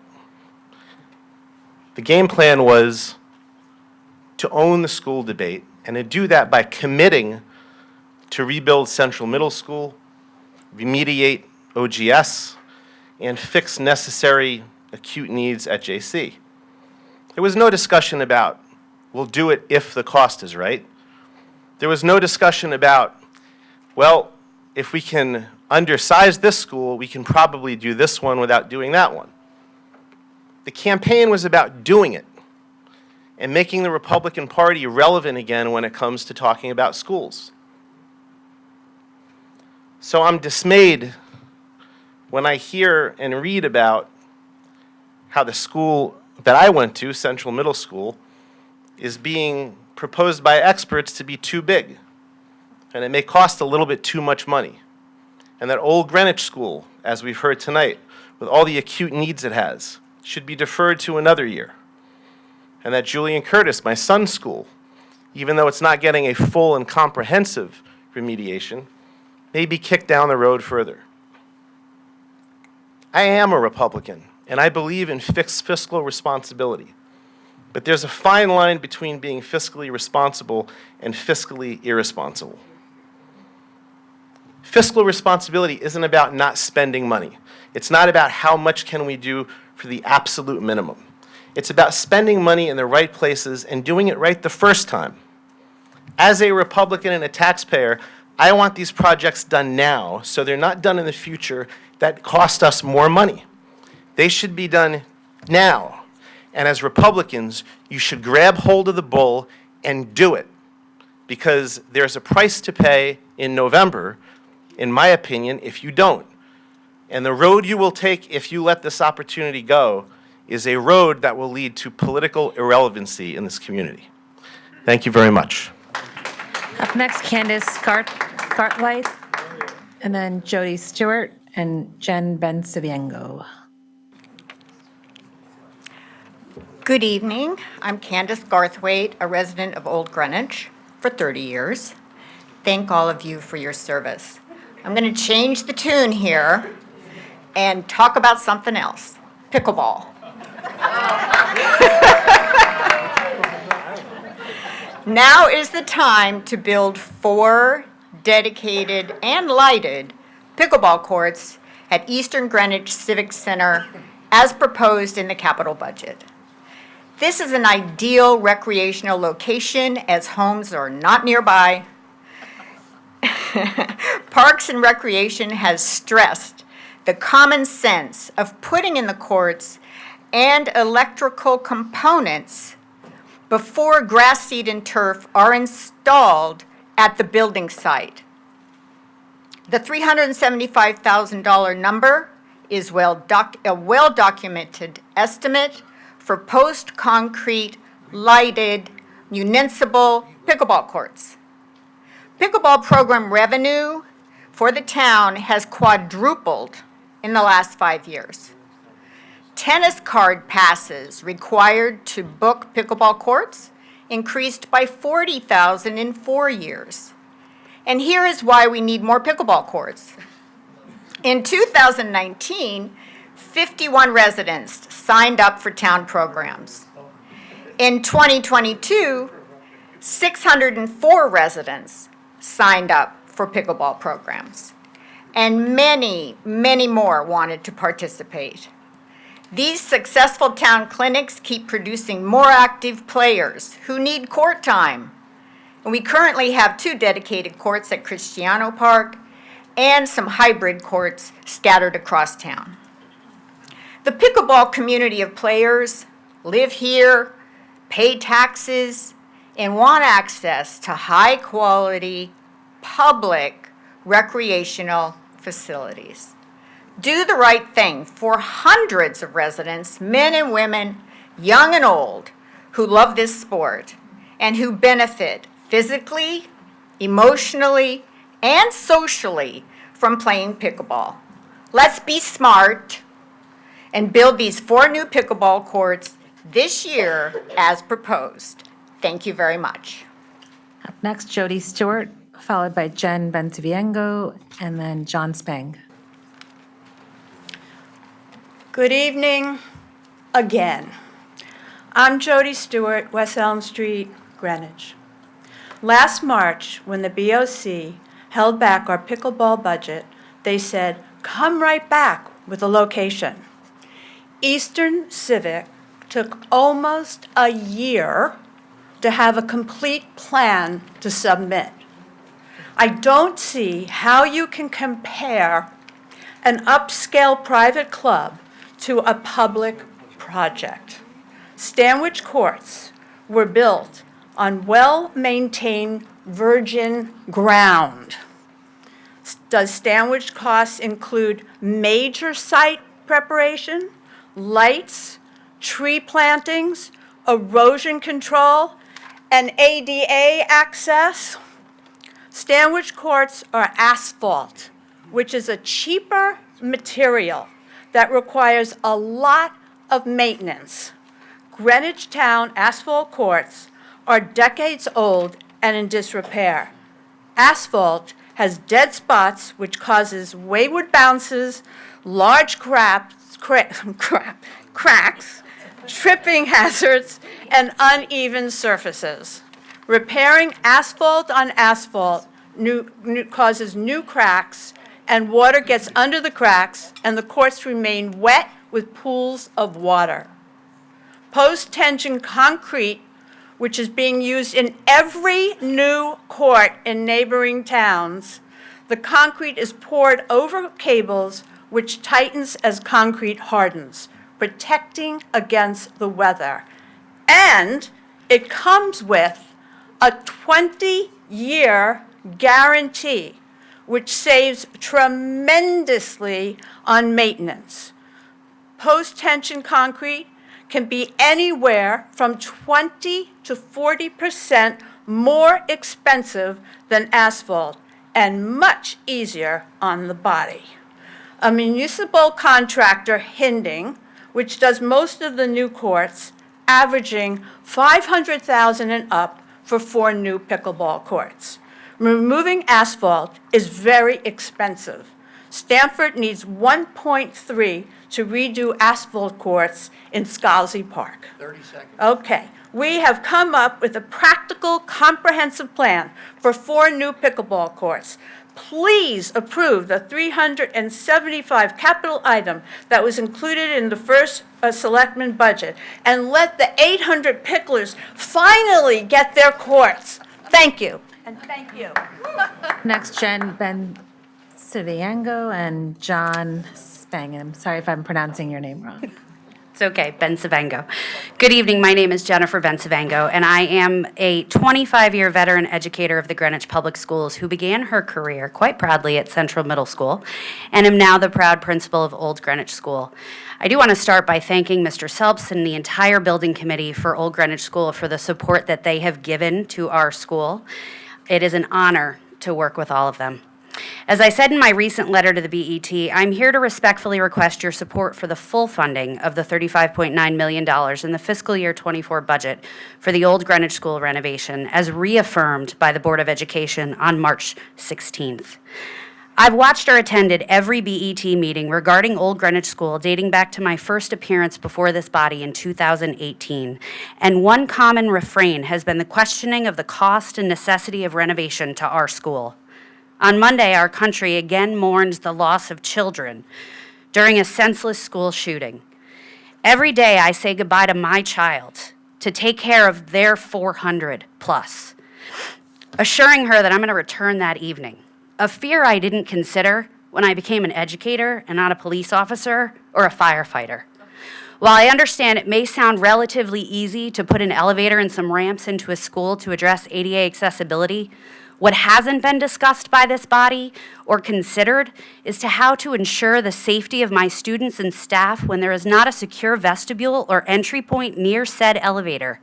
If we buzz someone into our building to access an elevator from our second floor main office, they gain access to my building, and there is no way to ensure they or whomever is behind them isn't going to turn my school into the next headline on the evening news.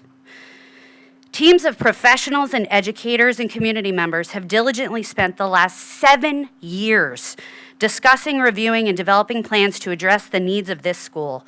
When the feasibility team met, we were tasked with addressing the must-haves to this building, not the nice-to-haves. Those must-haves were to create a safe, secure, and accessible building for students, staff, and the community, provide adequate instructional space to meet current and future enrollment, comply with the Americans with Disabilities Act for requirements for an accessible school building, adhere to fire safety protocol with a comprehensive sprinkler system, and ensure energy efficiency and air quality through new HVAC systems. And yes, permanently resolve the stormwater management and groundwater flooding issues of a school. Our enrollment has grown. It is not declining.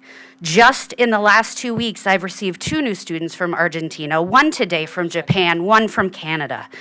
It would be irresponsible for anybody to also not consider the potential impact of enrollment increases from the Station House apartment complex opening on Sound Beach Avenue just a few months from now. The real estate agents in the room would agree Old Greenwich continues to be one of the most desirable communities in this district. I ask you to please manage the needs of Central Middle School, Julian Curtis, and Old Greenwich School, and fully fund our programs for the children that came here tonight, for the parents who are here, and for my teachers. We deserve a safe place to go every day. Up next, John Spang, followed by Rob Carter and Kristen Connell. Thank you. I'm John Spang. I've lived here all my life.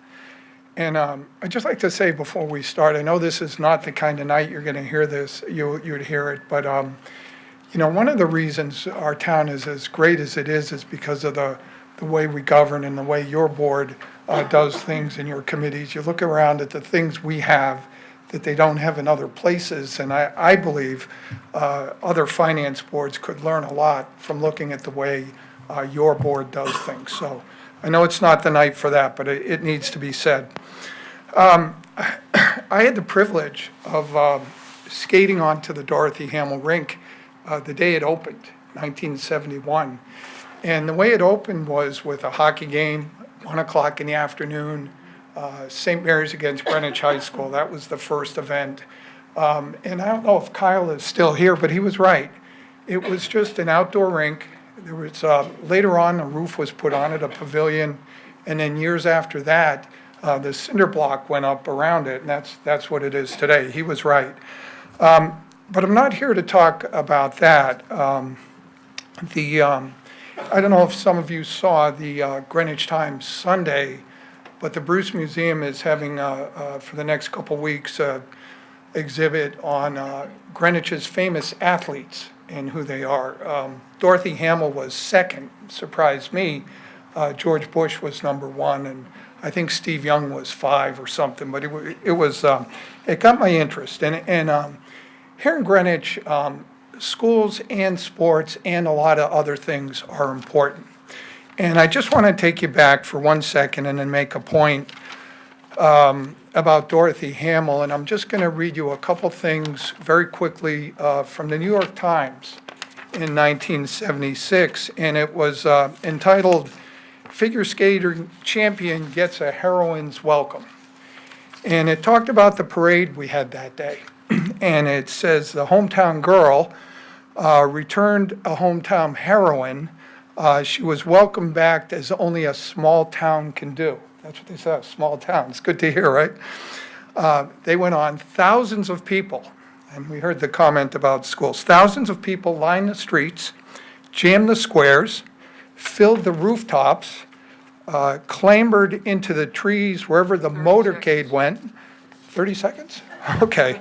I'd go on. I'll just leave, at the end of the article, it quoted my next-door neighbor, who said, "This is the way we do things in Greenwich. We couldn't have done more if Charles Lindbergh had come this way." That was Frank Keegan talking. What I'd like you to do, you heard the first selectman tonight. Before we bring on a lot of new benefactors, and I know operators are standing by, let's not forget, really probably our most famous female athlete here in Greenwich and what she did for us. And we need to take care of that as we move forward. Thank you very much. Up next, Rob Carter, followed by Kristen Connell and Wynn McDaniel.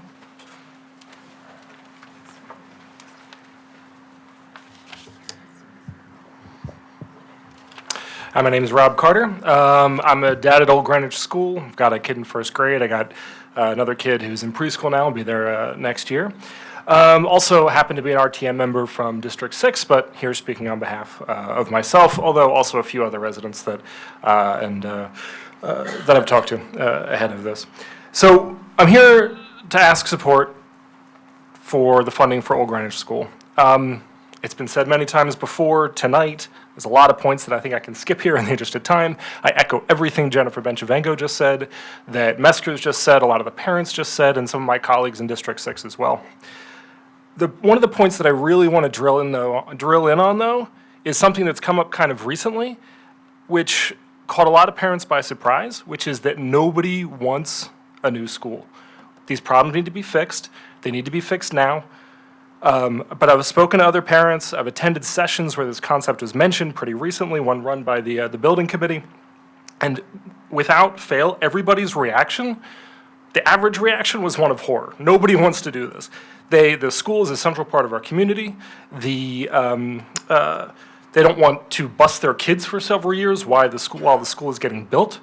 That's sending their kids to this school is why they want to be there. It's why I want to be there. It's why we picked to live in Old Greenwich.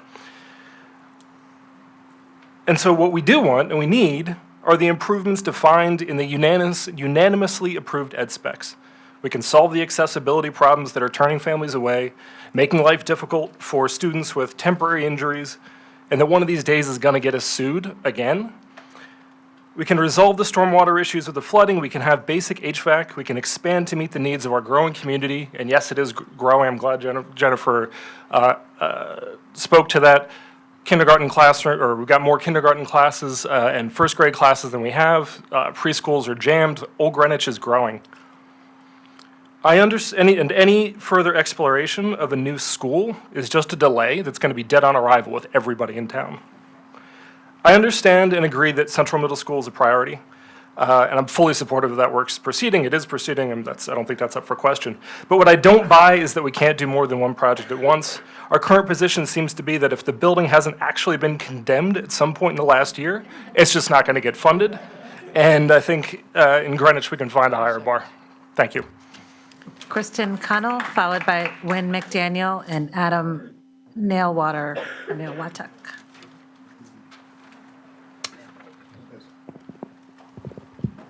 Hi, my name is Kristen Connell. I live on Lockwood Drive in Old Greenwich. I'm the mother of 2 young kids, and my husband Patrick and I decided to move to Greenwich because of the community, but more importantly, because of the good public schools. And this year, our daughter started kindergarten at the Old Greenwich School. And while I have been amazed at all she has learned, I'm appalled by what new information I have discovered. Like how the school doesn't meet current fire safety code, doesn't have a building-wide sprinkler system, there's poor air quality, no ventilation, and raw sewage flooding in the classrooms. And even more sickening than that to me is learning the fact that a student with a broken leg has to be isolated from his friends, from his teacher, because he's not able to access his classroom on the 3rd floor. And moreover, new students that move to our community that are in a wheelchair or have any physical limitation are turned away from the school entirely due to the building's lack of accessibility and ADA non-compliance. What message is that sending to our children? Decades of inaction is reprehensible. Failure to provide proper funding to correct these critical issues is disgraceful and should not be tolerated in Greenwich. The capital infrastructure needs of our public school is not going to disappear. We all know delays in funding lead to higher costs and increased risks. As responsible stewards of tax dollars, it is incumbent on the BET to continue the commitment and fully fund the Old Greenwich School renovation project in fiscal year '24. It is time to be proactive, value-driven leaders to make decisions that will deliver increased value to the town of Greenwich. It is clear that the quality and strength of the Greenwich Public Schools is critical to our town's value. Supporting our schools supports our students, which supports our town. Thank you. Up next, Wynn McDaniel, followed by Adam Nailwater or Waddick.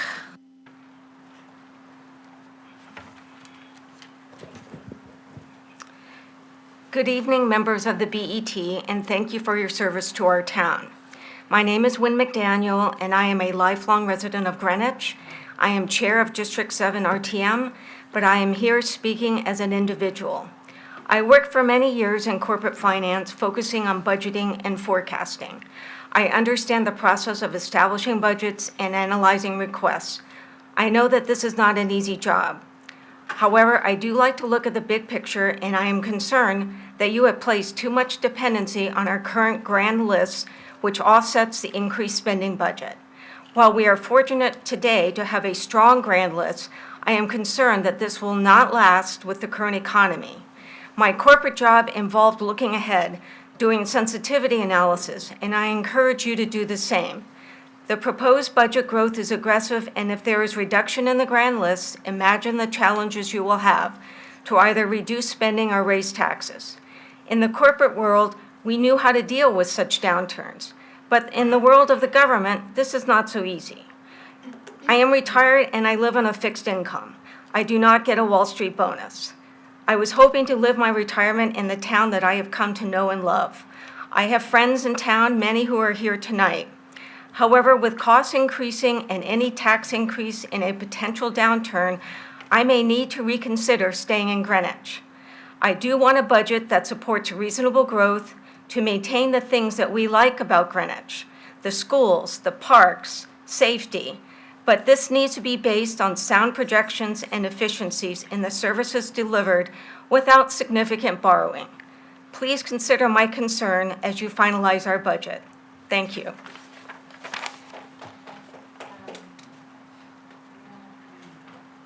Up next, Adam Nailwater, followed by Stephen Hall.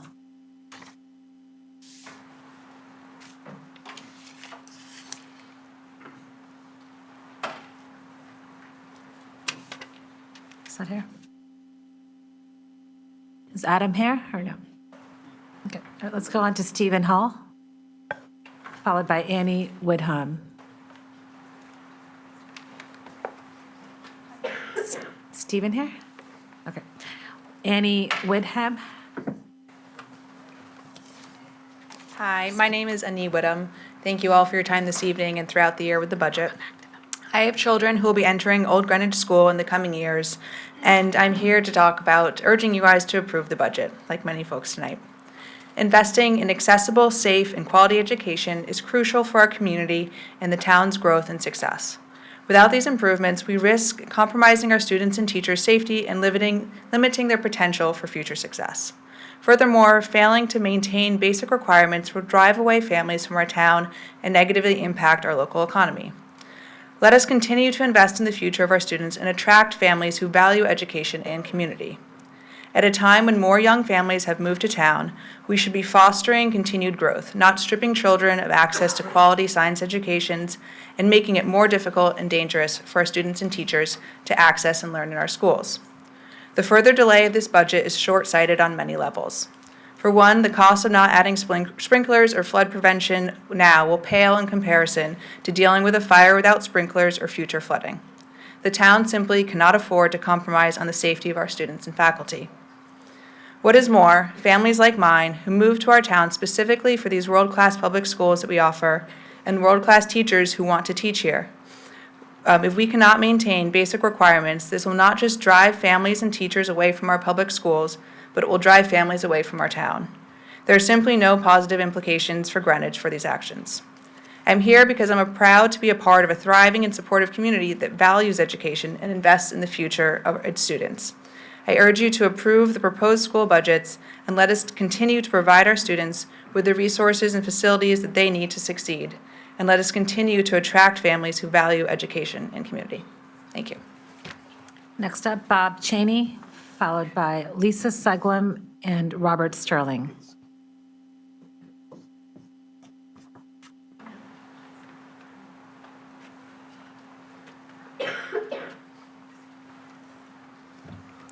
Good evening. My name is Bob Cheney, and I'm here to speak about the public schools of Greenwich. My wife and I have two boys. I think some of you saw them at the last BET meeting. They're currently at Julian Curtis and Central Middle School. Now, I don't think I have to go into great detail about these two schools. Julian Curtis has no elevator and has HVAC and security issues. Central Middle School is having to be rebuilt due to issues with infrastructure. I think everyone here also knows that Old Greenwich has many of the same structural issues as Julian Curtis, among other things. Speaking of Old Greenwich, the BET needs to fully fund this project. I know there was talk of not funding this. I think that would be a big mistake. The Old Greenwich Building Committee estimates an additional $2 to $3 million in costs that will be added for each year the OGS building project is delayed. That is a very expensive can to kick down the road. Now, the Central Middle School building was found to be unsafe to occupy in a Greenwich Building Department structural review. There's no question that a new school needs to be built. However, there are members of the BET who are trying to shrink the size of the school. We cannot be concerned about the size and scope of the school and ignore all of the experts who have spoken about why the new building needs its full funding. The Board of Education carefully considered the ed specs based on educational and regulatory guidelines and unanimously approved a capital request of $85.5 million. The BOE has hired the experts, and the experts have spoken. As one esteemed member of the BET said at the last meeting, everyone needs to stay in their lane and listen to the experts when it comes to building a school. I think there are members of the BET that are confusing nice-to-haves with must-haves. It'd be nice to have a new skating rink. It'd be nice to have new projects around town that are aesthetically pleasing. Hey, it'd be nice to have new pickleball courts. But we must have fields at public schools that do not have toxic waste in them. We must have public schools that have ADA compliance. We must have public schools that are not crumbling. In a town as wealthy as Greenwich, our public schools are a public embarrassment. Now we come to my request. I respectfully request the BET fully fund the operating budget and the full capital projects budget put forward. This includes the $85.5 million to rebuild Central Middle School and the revised full renovation of the Old Greenwich School. I also ask that we continue to fund the remediation work at Julian Curtis. Now, I have one last thought. I think there might be one or more members on the Republican side of the BET who might agree to the funding I just mentioned. I urge these members to please not vote down party lines on something this important. 30 seconds. Thank you. All of the children in the public schools in Greenwich deserve better than partisan politics. Thank you. Good night. Up next, Lisa Seglum, followed by Robert Sterling, and then Hannah Satsonis. Lisa had to go release her sitter, so she left her presentation with me. May I read this? It's short. Can you submit it?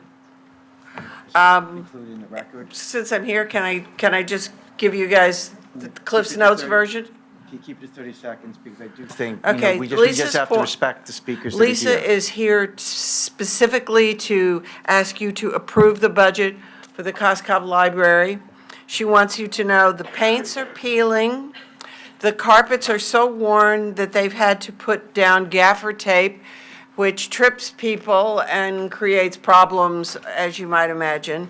The lighting is so bad we can't read the titles on the books, making story time nearly impossible.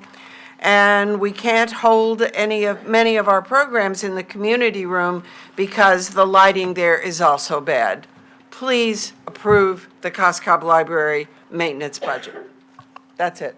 Up next, Robert Sterling, followed by Hannah Satsonis. Is Robert here? Okay, we can move on to Hannah It's Chichonis, Sorry. but don't worry.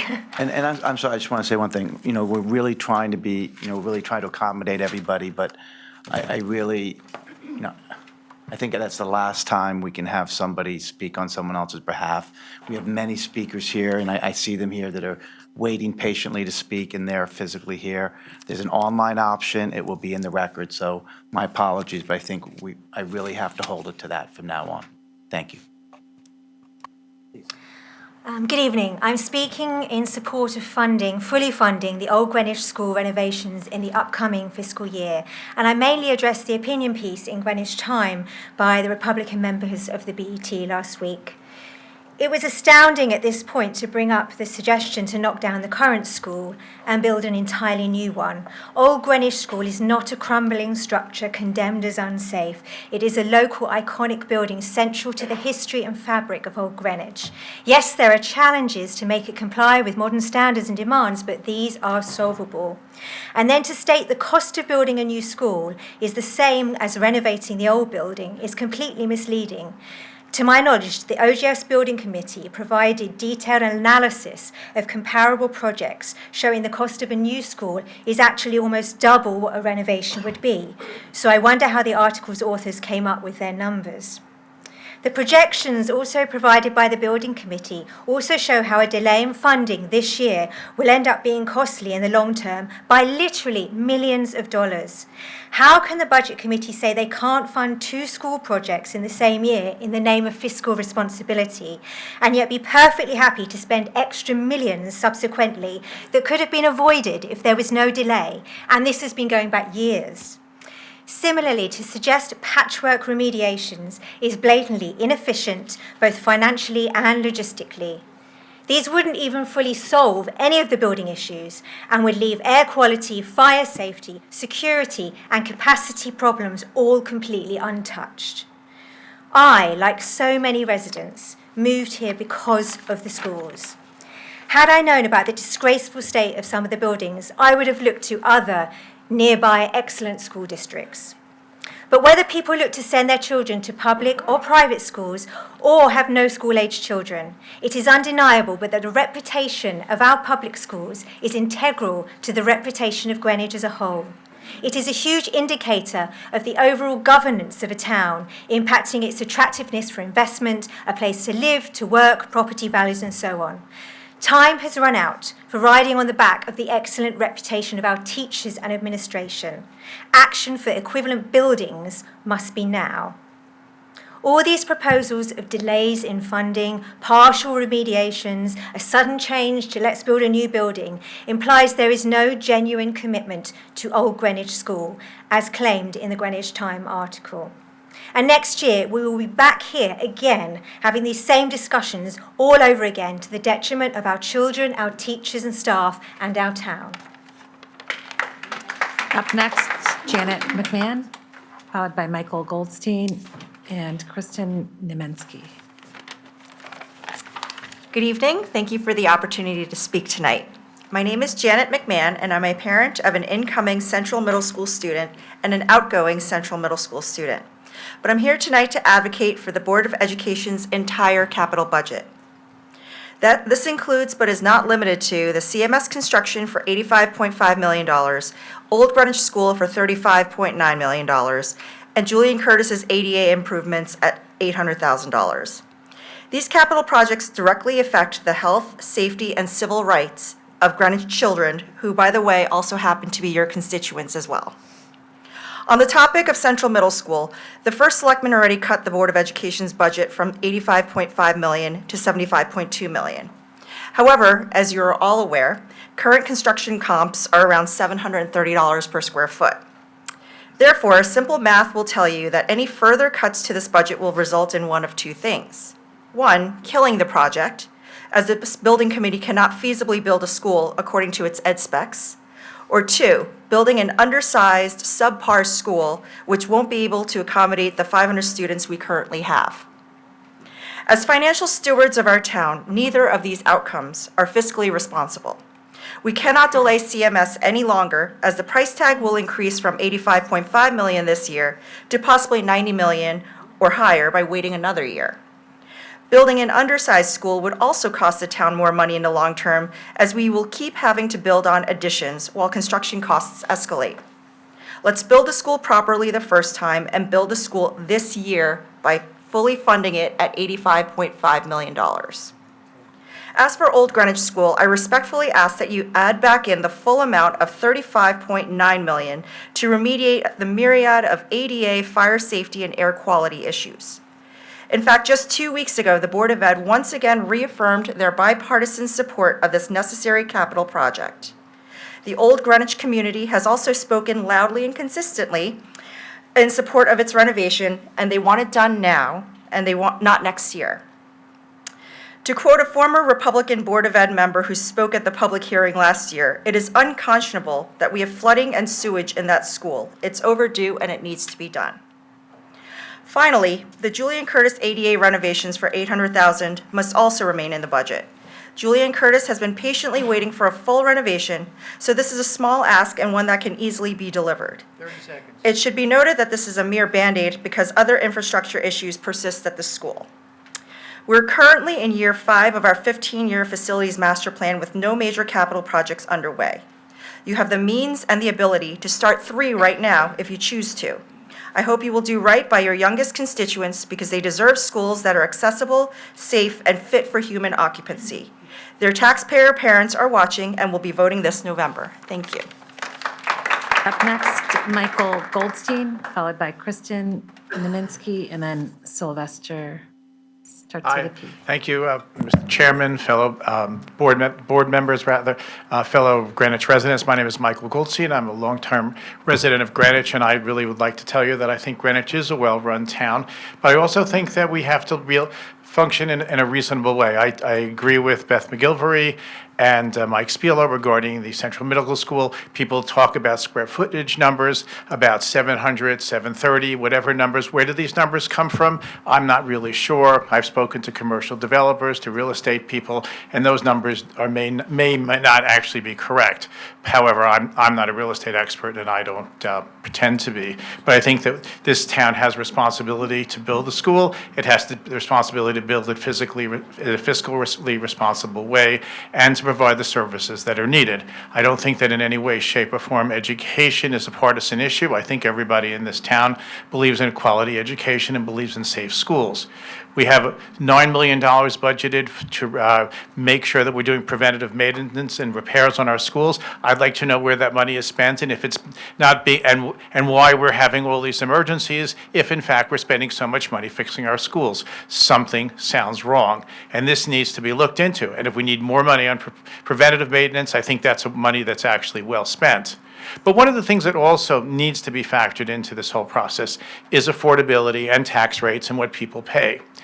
Despite what anybody seems to believe or seems to manage, the cost of electricity have skyrocketed, the cost of heating oil, which many people use, the cost of natural gas have all gone up, cost of gasoline, inflation, and all these other factors make living in the United States and living in Greenwich more challenging for many people. And the poorer the person, the worse it is. And I think that anything that's actually going to raise taxes has to be done with extreme prudence, extreme caution, and to make sure that we don't force people out of this town by doing so.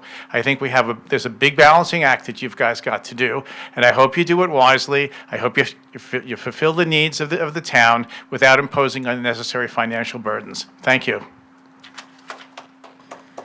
Up next, Kristen Naminsky, followed by Sylvester.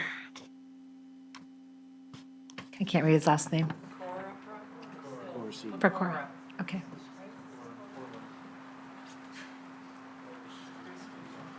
Is Kristen not here? Is that I'm right? really glad I'm not sitting in your chair. I can't believe it. I'm on this earth 85 years and I can't believe what I'm hearing. I didn't come here to talk about that, though. I just want to bring out a statement. Is it not a conflict of interest having a rink committee chairman on the Board of Estimate and Taxation? Think about that. How does a group of skaters think that they could come into not their part of town and change a whole park so they don't lose any time, any ice time? You got to be kidding me. If you want a new skating rink with no loss of ice time, then move it somewhere else, Rockefeller property. A twin rink you could put in, and you will not ruffle any area of town like you're doing now. I was born and raised in Barham. I played soccer on the soccer field that is now the ice rink. And we loved having the ice rink, and we were glad to have it, and we're still glad to have it. But the western end of town has had it. Wake up and see what you're doing to our Morlock Park. Believe me when I tell you, this is not the end of this fight. We have our rights in this town, and we will enforce them. We also want you to know that the ice rink, we would like to see there, but right where it is, nowhere else. And if you want it somewhere else, move it out of Barham. Thank you. Up next, James Waters, followed by Jackie Welsh and Paul Pugliese.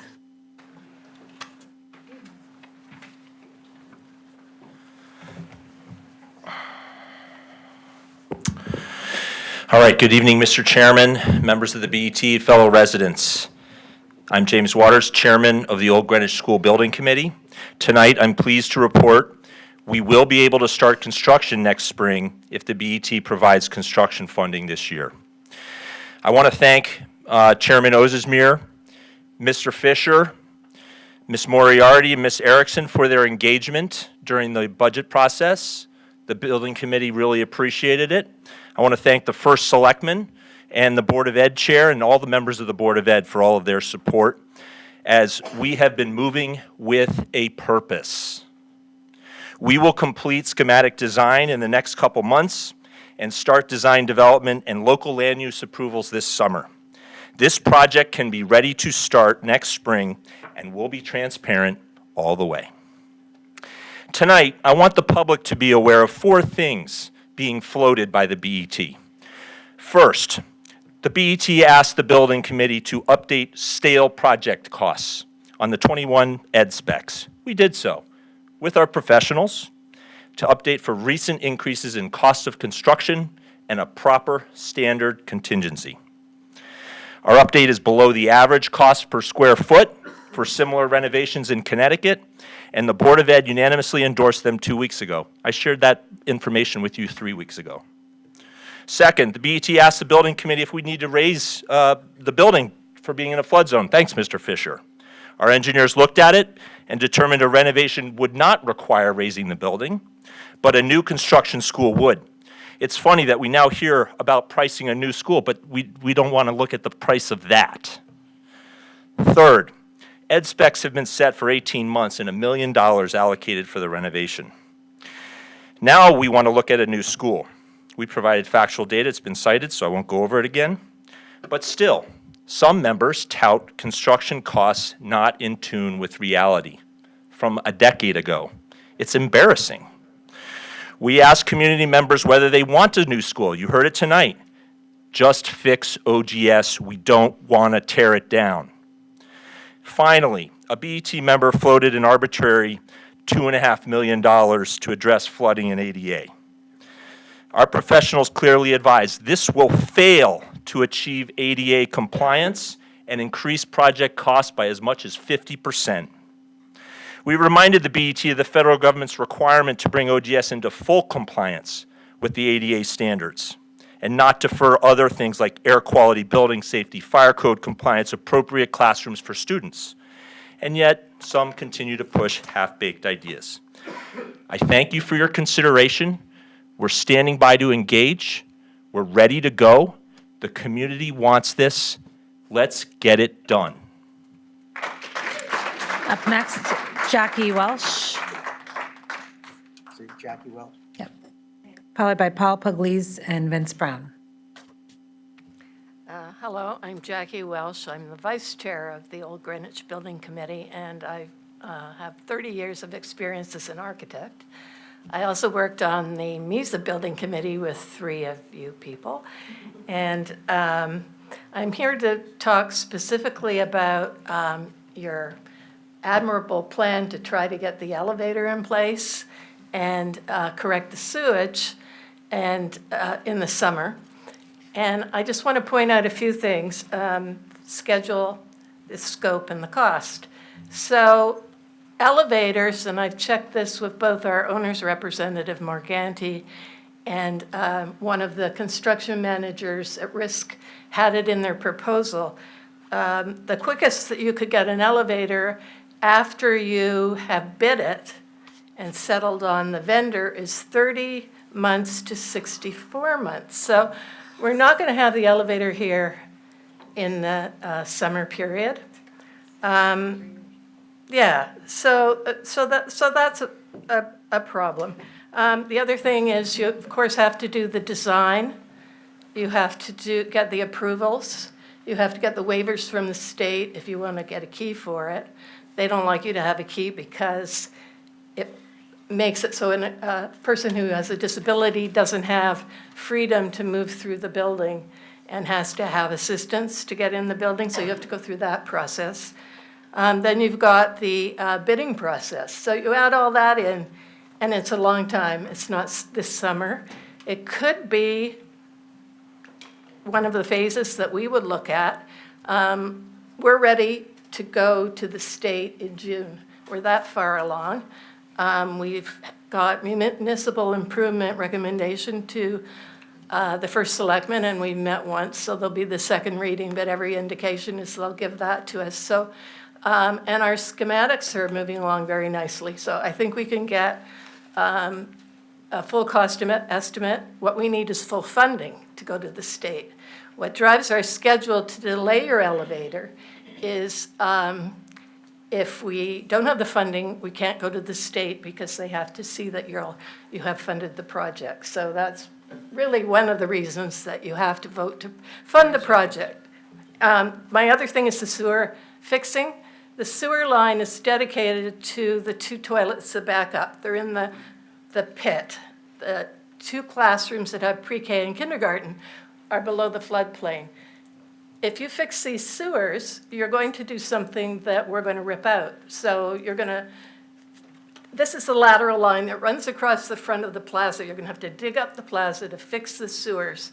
Our plan doesn't put anyone in the pit. We're raising that floor. Thank you.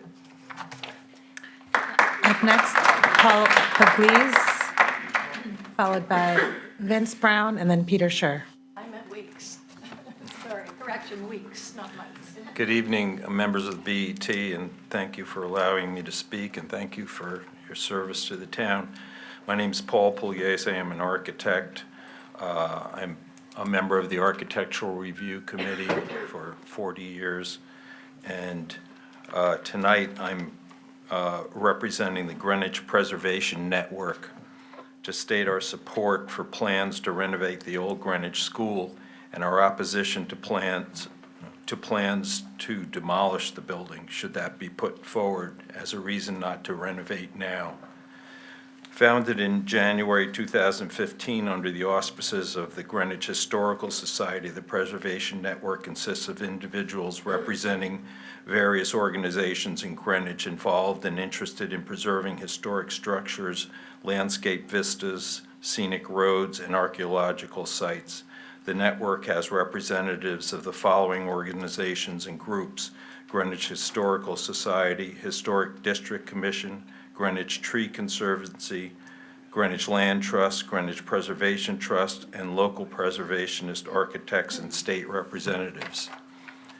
The network promotes economic and governmental incentives for preservation of historic and architecturally significant structures, residential and commercial and institutional, and plans, publicize, and develops programs to educate the community on local resources. For example, the network installed historic district signs in 6 of the 8 National Register districts in Greenwich, including Putnam Hill, Greenwich Municipal Center, Glenville, 4th Ward, Strickland Road, and River Road and Mead Avenue districts.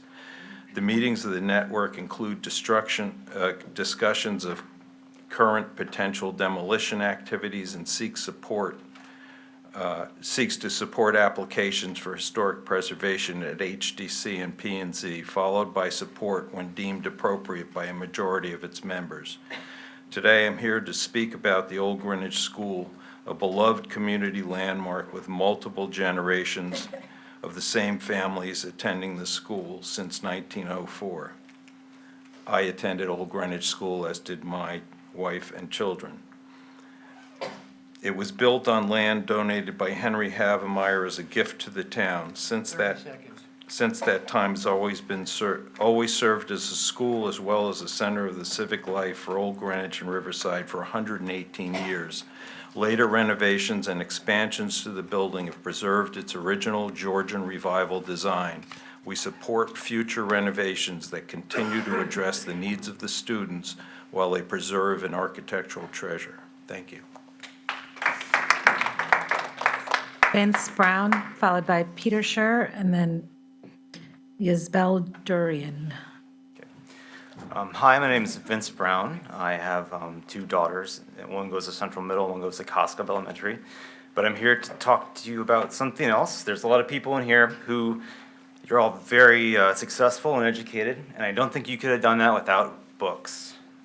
I don't think you learned it on YouTube. I don't think you learned it on Twitter or Instagram or any kind of social media. I think you put yourself in a room where there was a book you wanted to learn something about, and you read that book without distraction, okay? And in today's world, where, and as an adult, we have problems trying to read a book because everything around us, right? Imagine you're a 5-year-old kid, 6-year-old kid, 7-year-old kid. If that book's not closer than a phone or something else, it's not getting touched. The Coscob Library can be a fortress against this kind of distraction, and it is, okay?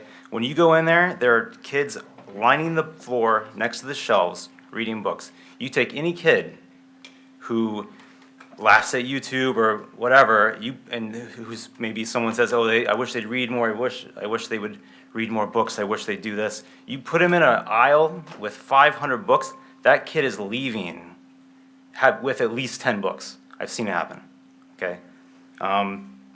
And again, a fortress against that kind of distraction. The problem with fortresses is they have to be maintained. And that's why I think you should approve the maintenance, the $407,000 maintenance proposal for the Coscob Library to keep this fortress strong and to keep kids going to a place that is safe. This money is going to go towards safe walkways for the kids that walk from Coscob School, people that are handicapped that have to get in, replace the flooring, keep the carpet clean, so that when those kids are sitting there, my kids, other people's kids, or anyone, because that's where they sit, that's clean and smells good. Keep the kids browsing the shelves, improve vehicular safety. A lot of cars, you heard earlier, come in and out of the parking lot, and there's a lot of kids that walk there too. And a lot of people have disabilities as well that have to get in there. I think the vehicular safety is very important. And again, better lighting so that everyone can enjoy those books more and more. So when you vote on that budget, please think about where would you be without books? We have to make it easier for kids to read them. And the way to do that is through maintenance and upkeep. Thank you. Up next, Peter Scher and Yisbel Durian. Democratic activists say Greenwich schools are crumbling. I agree, but it's not school buildings I'm talking about. The school system is dramatically shrinking, losing 600 students in the last 5 years and no forecast of a rebound.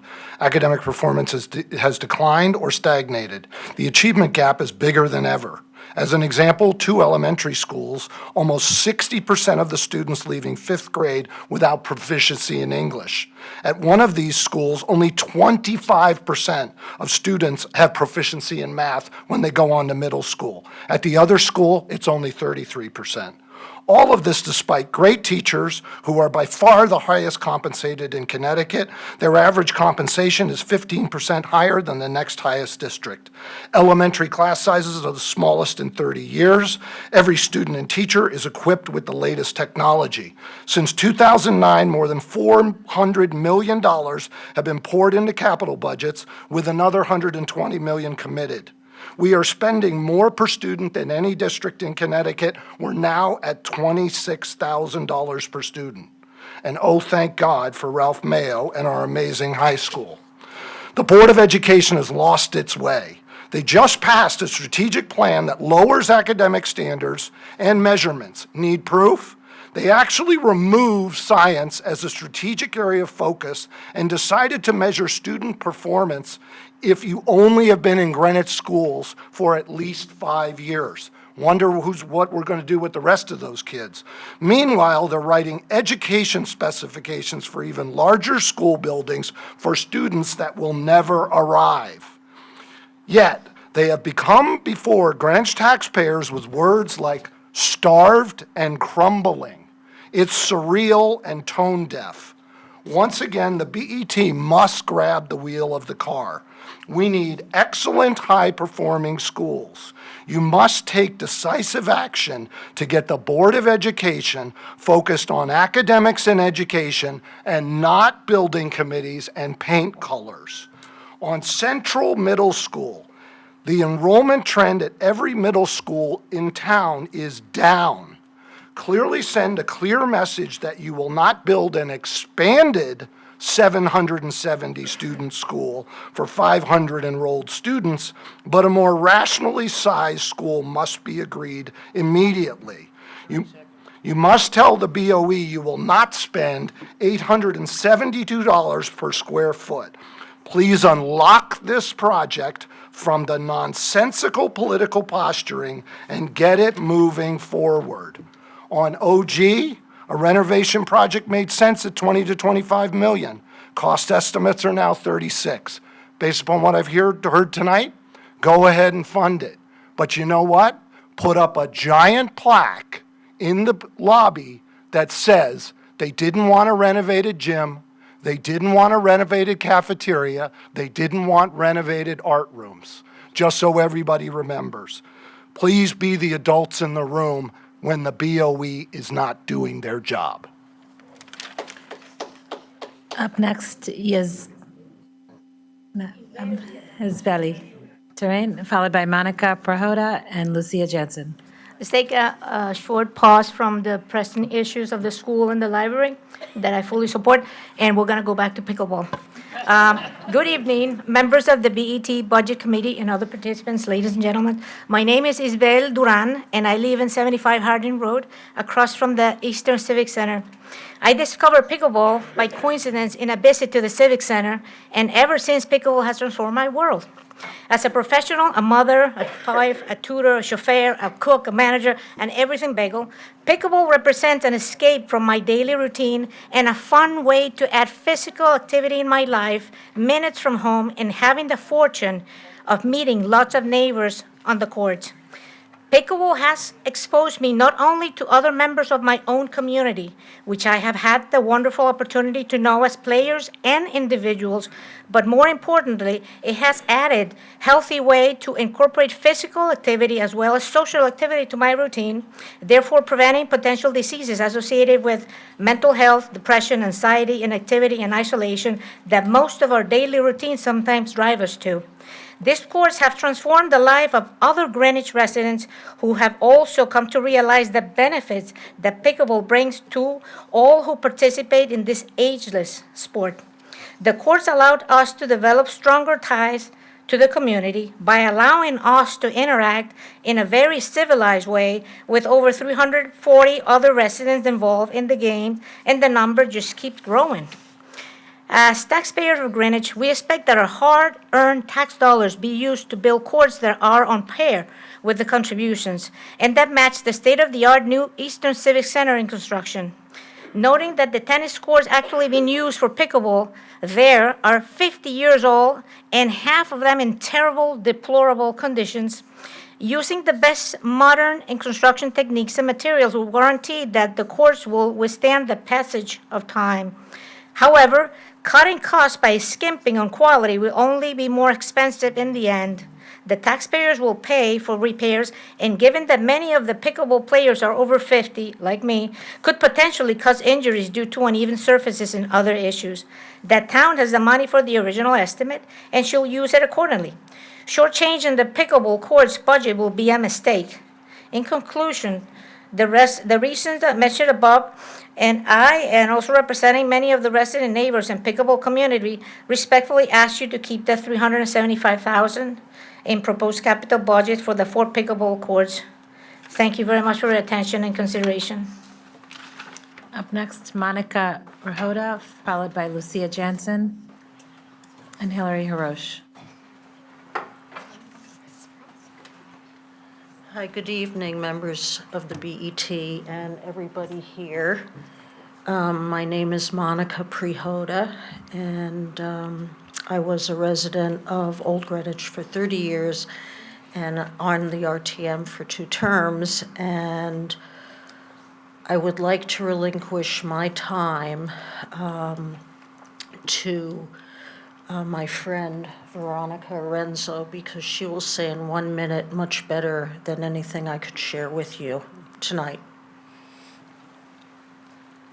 Good evening. My name is Veronica Chiavaroli. I'm surprised that I'm the only parent up here. I'm going to cry. I'm pregnant. I'm tired. I'm surprised I'm the only parent up here who's a student with a disability that's speaking tonight. I wish there were more of us up here. My son had a spot at Old Greenwich Preschool.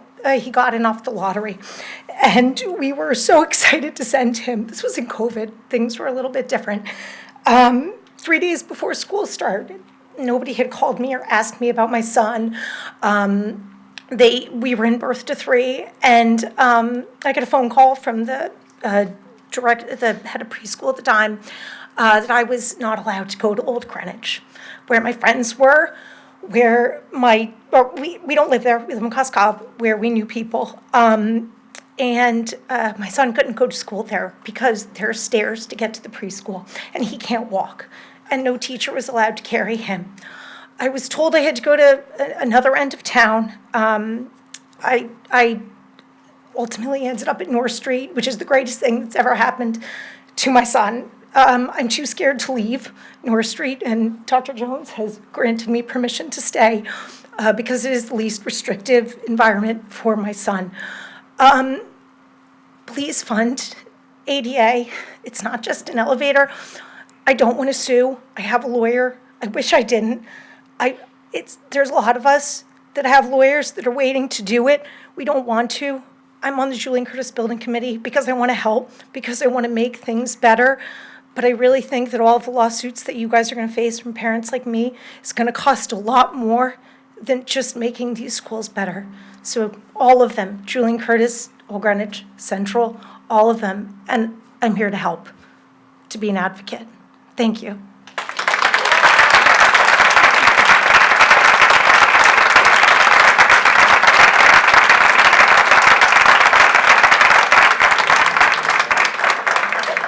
Lucia Jansen, followed by Hillary Harosh, and then Hector Arzino. Lucia, go ahead. Okay, thank you. Good evening. My name is Lucia Jansen, and I am the chair of the RTM Budget Overview Committee. I want to begin by thanking Chair Tarkington, as well as the full BET Budget Committee and BET, your colleagues, for your diligent work over the last couple of months deliberating over the First Selectman's recommended budget. The BOC released to the town and Board of Ed leaders our annual budget goals letter only a few short months ago. As most of you know, some years the BOC is not in complete agreement with the BET budget guidelines, and sometimes we request for more or maybe less spending in some specific areas.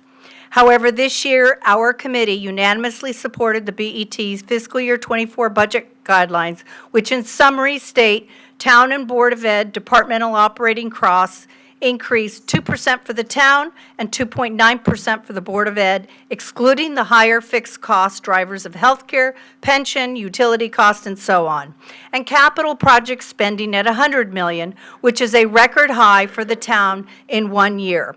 The full general fund spending target is a generous $470 million for our 62,000 residents. We all know that our budget targets, either in the BET guidelines or the BOC's budget goals, are not fixed targets and can and should adapt to changing economic conditions or unexpected issues. We understand currently as presented, both the Board of Ed and the First Selectman's departmental spending budgets exceeded the BET's operating budget guidelines. We hope that as you convene, the full BET members look at cost offsets to compensate for the increases in the departmental spending. The central focus, as we've seen tonight, is on the fiscal year 24 capital budget. Currently, it needs to be highlighted, there are a staggering 325 unfinished projects. 120 are the Board of Ed's, totaling $61.3 million, and 205 projects for the town, totaling $86 million. Many of these projects are the federal-funded ARP and ESSER projects that if not completed within time limit, we lose the funds. The fiscal year 24 capital budget is currently at $124 million, which exceeds the BET's generous budget guidelines. The BOC highlighted in our goals not only the financial target, but also a reminder that our town charter requires that some of these projects receive municipal improvement from the Planning and Zoning Commission. The MI process for both town and Board of Ed projects is an important land use approval that establishes a well-defined scope and characteristics of these projects. This may seem like tedious bureaucratic step.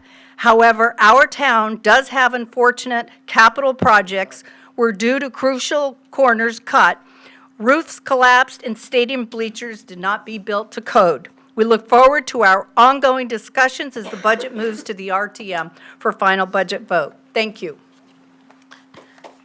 Up next, Hillary Harosh. And also, just as a reminder again, if we can just keep the clapping down, that would be helpful. Thank you. Hillary Roche, followed by Hector Orzino, and then Alex Pop. Hi there. My name is Hillary Harosh. I'm an RTM District 10 and a delegate for Town Services. Now, I've been up here before to say I am a proud cheapskate. I ate 35-cent Lipton soup packets for lunch in college to save money versus this school crummy lunch plan. Smart move, proud to do it. And now I want to talk about fire trucks. There are 2 vehicles up for replacement for the fire department. Now, I believe you are all planning on approving the aerial replacing Ladder 5. It's a critical rescue vehicle and oldest, so should be a priority amongst the 2. So thank you, BET, for supporting this aerial replacement. Now, as a cheapskate, I think that Engine 11 should also be replaced now versus the future. I'm concerned about this engine, which many in the fire department often call the piece of crap. Now, here are the reasons. Number 1, Engine 11 has terrible rust on the chassis from driving through high water, multiple issues, costly repairs recently, in addition to more on the way.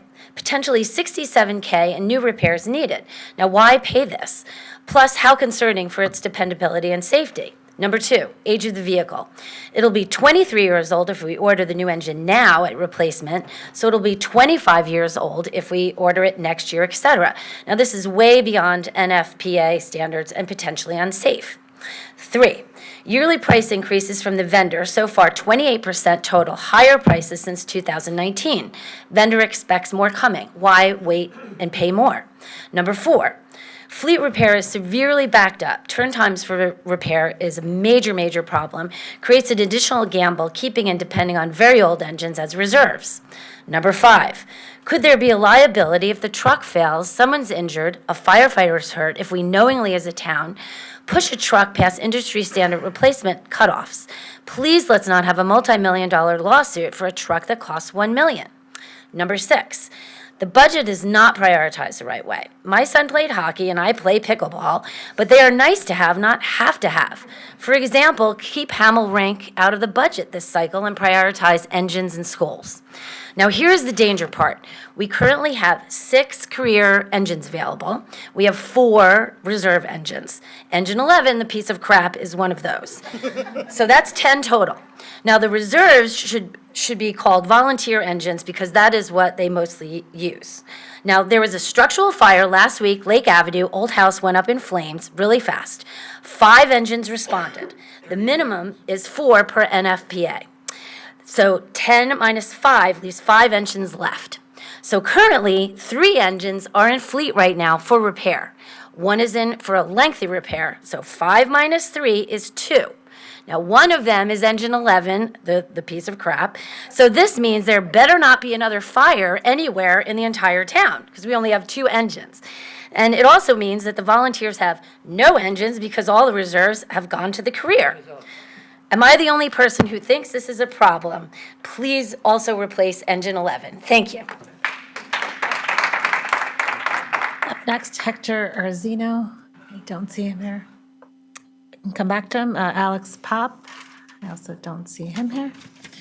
Okay, Katie, and we can come back to Hector or Alex if they're listening. Katie Jackson up next, followed by Andrew Williams and Jessica Emery.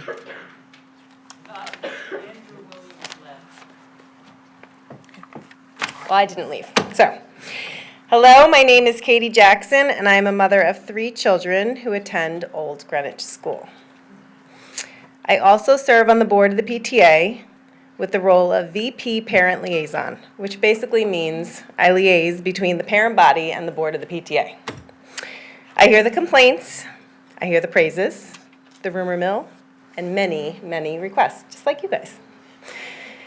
I am in the unique position to have my finger to the pulse of the parent body, and I am here in support of fully funding the Old Greenwich School now. To be honest, I'm not much of a speechwriter, and I would say I'm more of a wing it from the heart type. I'm constantly on the go, and like many of our mothers, I've today already worked a full day, fed my kids, drove to Rye, and threw a going away party. But now I'm here, and I'm here to be honest and echo many parent sentiments when I say I'm tired. I'm tired of asking people to write letters, asking people to show up, and most of all, I'm tired of everyone pointing fingers with no action. I have 3 little ones at home, and after hearing of more children, not a tragedy it's not enough to say that. They were brutally murdered this week.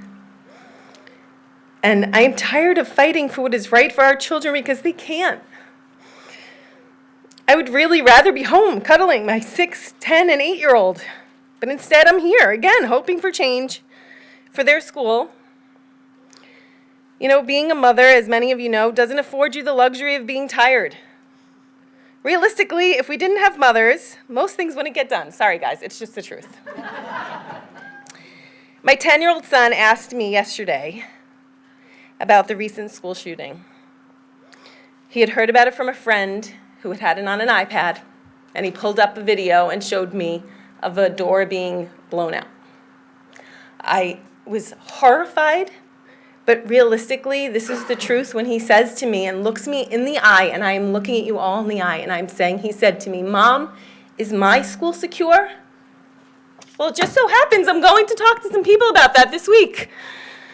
So I just want you to know that I've spoken to many families, both in my community and as my role on the PTA board, and all of the families, and I'm telling you, I'm looking you all in the eye, just like I did my son, none of them want a school to be torn down and rebuilt.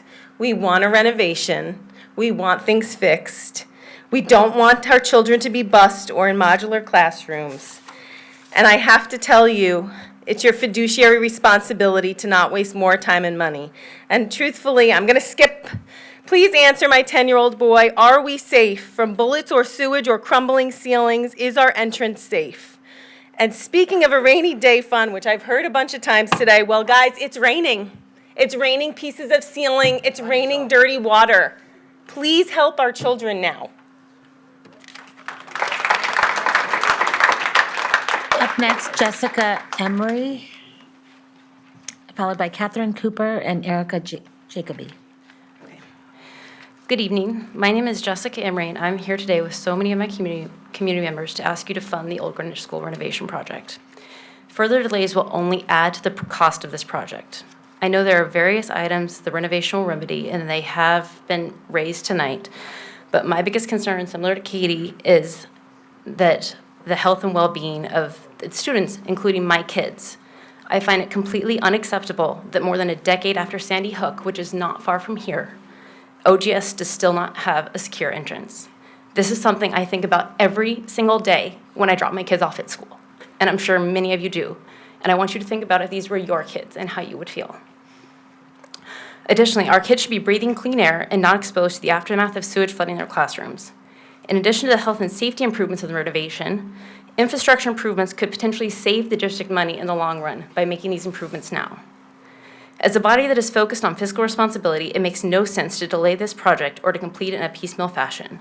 Doing so will only add to the cost and disrupt our children's education while continuing to expose them to potential acts of violence and unhealthy environments. We moved from Brooklyn a little over a year ago because of the amazing Greenwich public school system. Our principal and our teachers are absolutely amazing. I could not be happier. However, our beautiful building is arguably in worse shape than the New York City public school my oldest child attended. GPS and OGS are highly valuable assets, but if you don't invest in them, they will decline in value. And with that, your town's real estate will decline in value, and with that, your tax income. Our children's health, education, and future are invaluable. My kids absolutely love their school, and it is central to the community that has been so welcoming to us. So I ask you again, please preserve this iconic building and fund the school's renovation now. Thank you.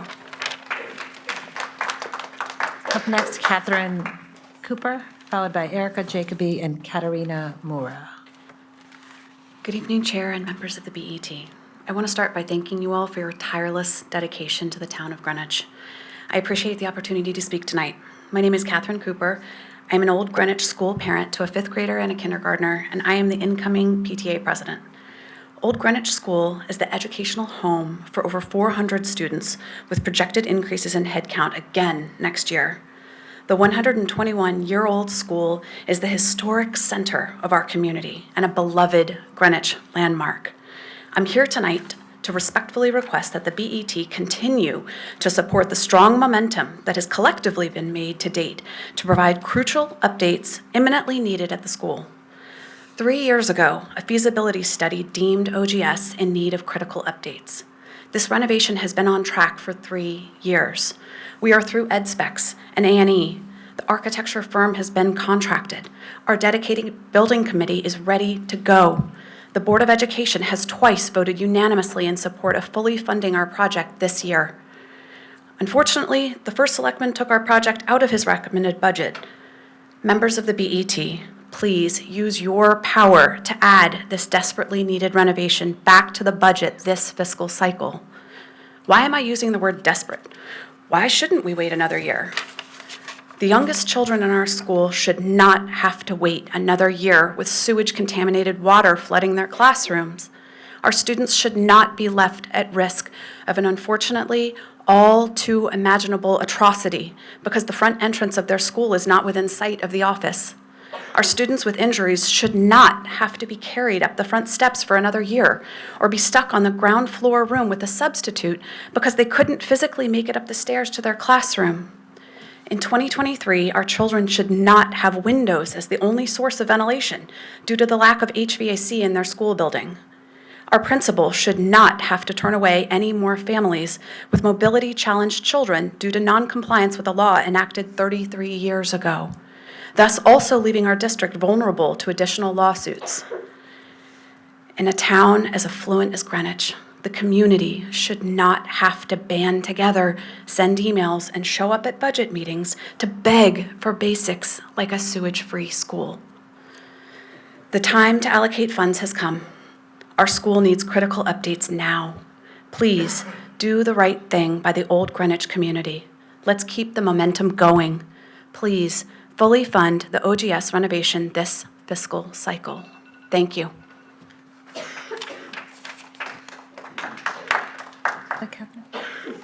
Was that Catherine? Okay, sorry, yep, okay. Up next, Erica Jacoby, followed by Katarina Mora. Hi, good evening, Chairman and members of the BET. My name is Erica Jacoby. I'm the proud parent of 2 Old Greenwich students with my son starting kindergarten just next year. We relocated from Manhattan to OG, selecting to pay a premium to live on 1/3 of an acre for the school system, the village, proximity to Todd's Point community. I'm here tonight to request that you fully fund the $35.9 million request for the OGS renovation in fiscal 2024. Old Greenwich School serves as the cornerstone of our community. The main building and front facade are picturesque, and the plaza serves as a central meeting location that buzzes with activity throughout the day.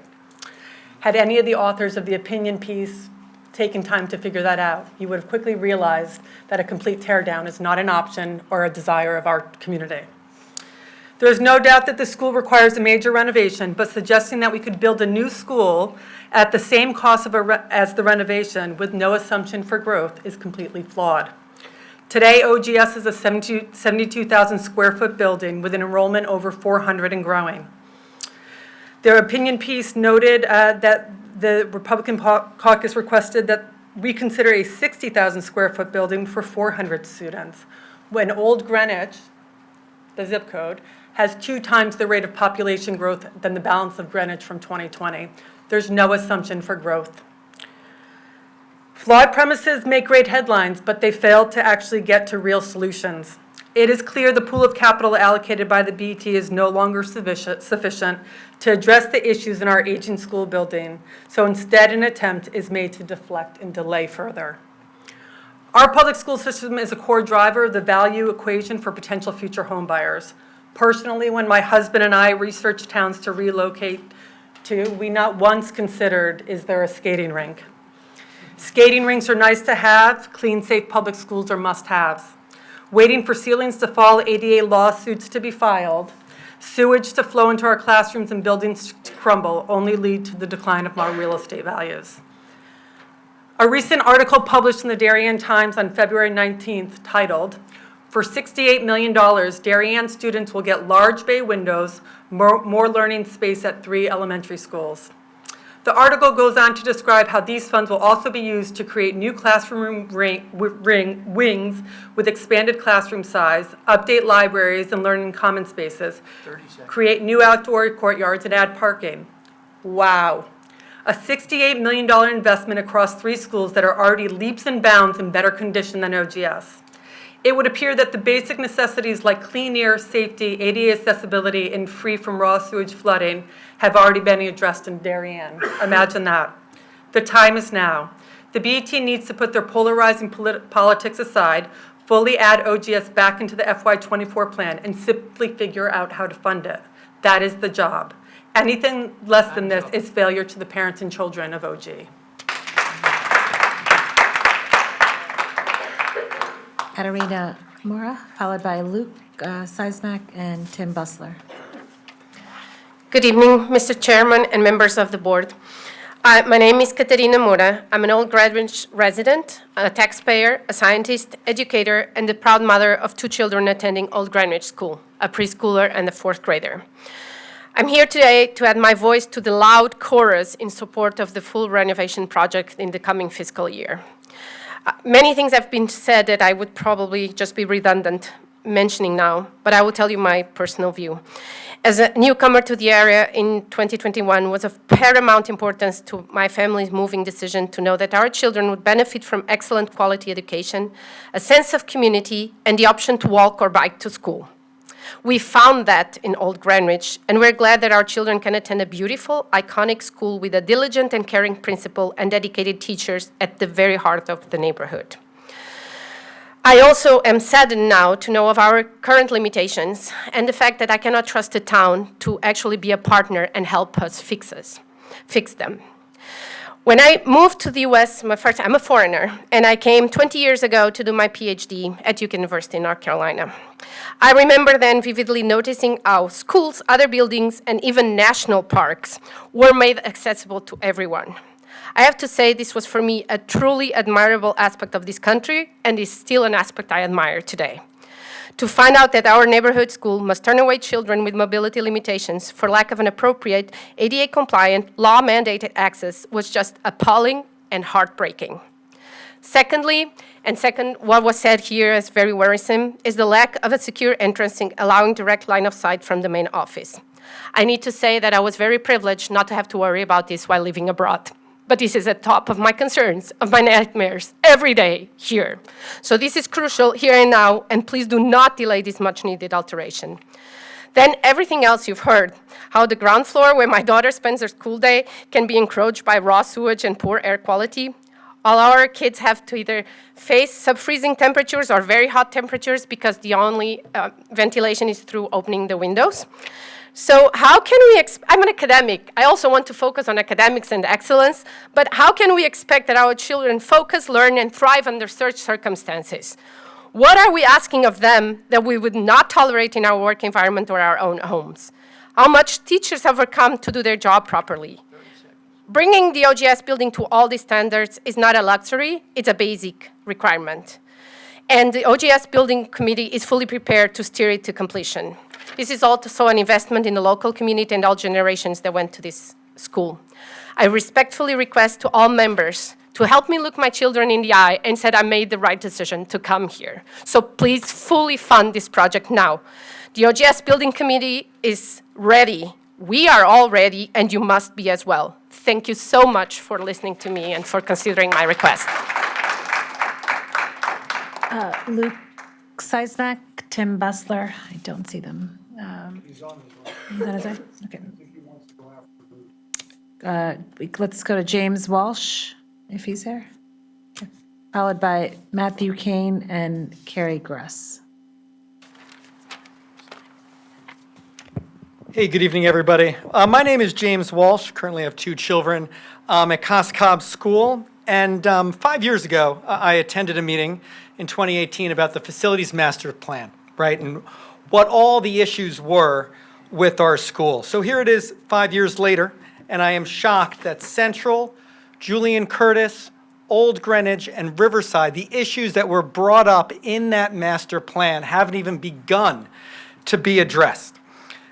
After that meeting, I wanted to believe our BET would fully fund the necessary school renovations and builds when needed for all schools in town. This was not the case. And given the condition of Central, it seems to be a no-brainer that my daughter, who will be going there next year, would most likely be in a new school by 2023, 2024. But 2018 me was wrong. Here we are 5 years later, and nothing has changed. Central should have been rebuilt by now. Old Greenwich, Riverside, Julian Curtis should have been updated and made ADA compatible.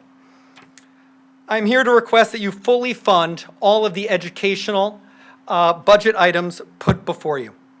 Central Middle School fully funded according to the ed specs, and moving forward, fund all other necessary school projects in a timely manner. No child in this town should attend any school under the current conditions. The size and scope of school building plans should not be dictated by the members of this board, but it should be driven by our GPS families, our Board of Education, and experts in school design and security and accessibility. We live in a community that should value education and the safety of our children. There is nothing left to debate. The schools, Central, Old Greenwich, Julian Curtis, and Riverside, need to be attended to in a swift and judicious manner and brought up to ADA compliance as soon as possible. Year after year, we should not be forced to beg that the bare minimum steps be taken in this town. We should prioritize and not, if the town of Greenwich values its children, we should prioritize and not shortchange them on their education, safety, and well-being. Good schools benefit everyone in the community, whether they have children attending or not. Our schools need to be ADA accessible, they need to be updated and modernized, and they need to be safe for all children to enjoy and all families in this town to be proud of. Thank you for your time. Matthew Kane, followed by Carrie Gress. Good evening. My name is Matthew Kane. I've lived in Greenwich for almost a decade. I have 3 children in the Greenwich Public School System, including 1 at CMS, 2 at North Street. I am also the treasurer of the CMS PTA, but I am speaking here on behalf of myself and my family.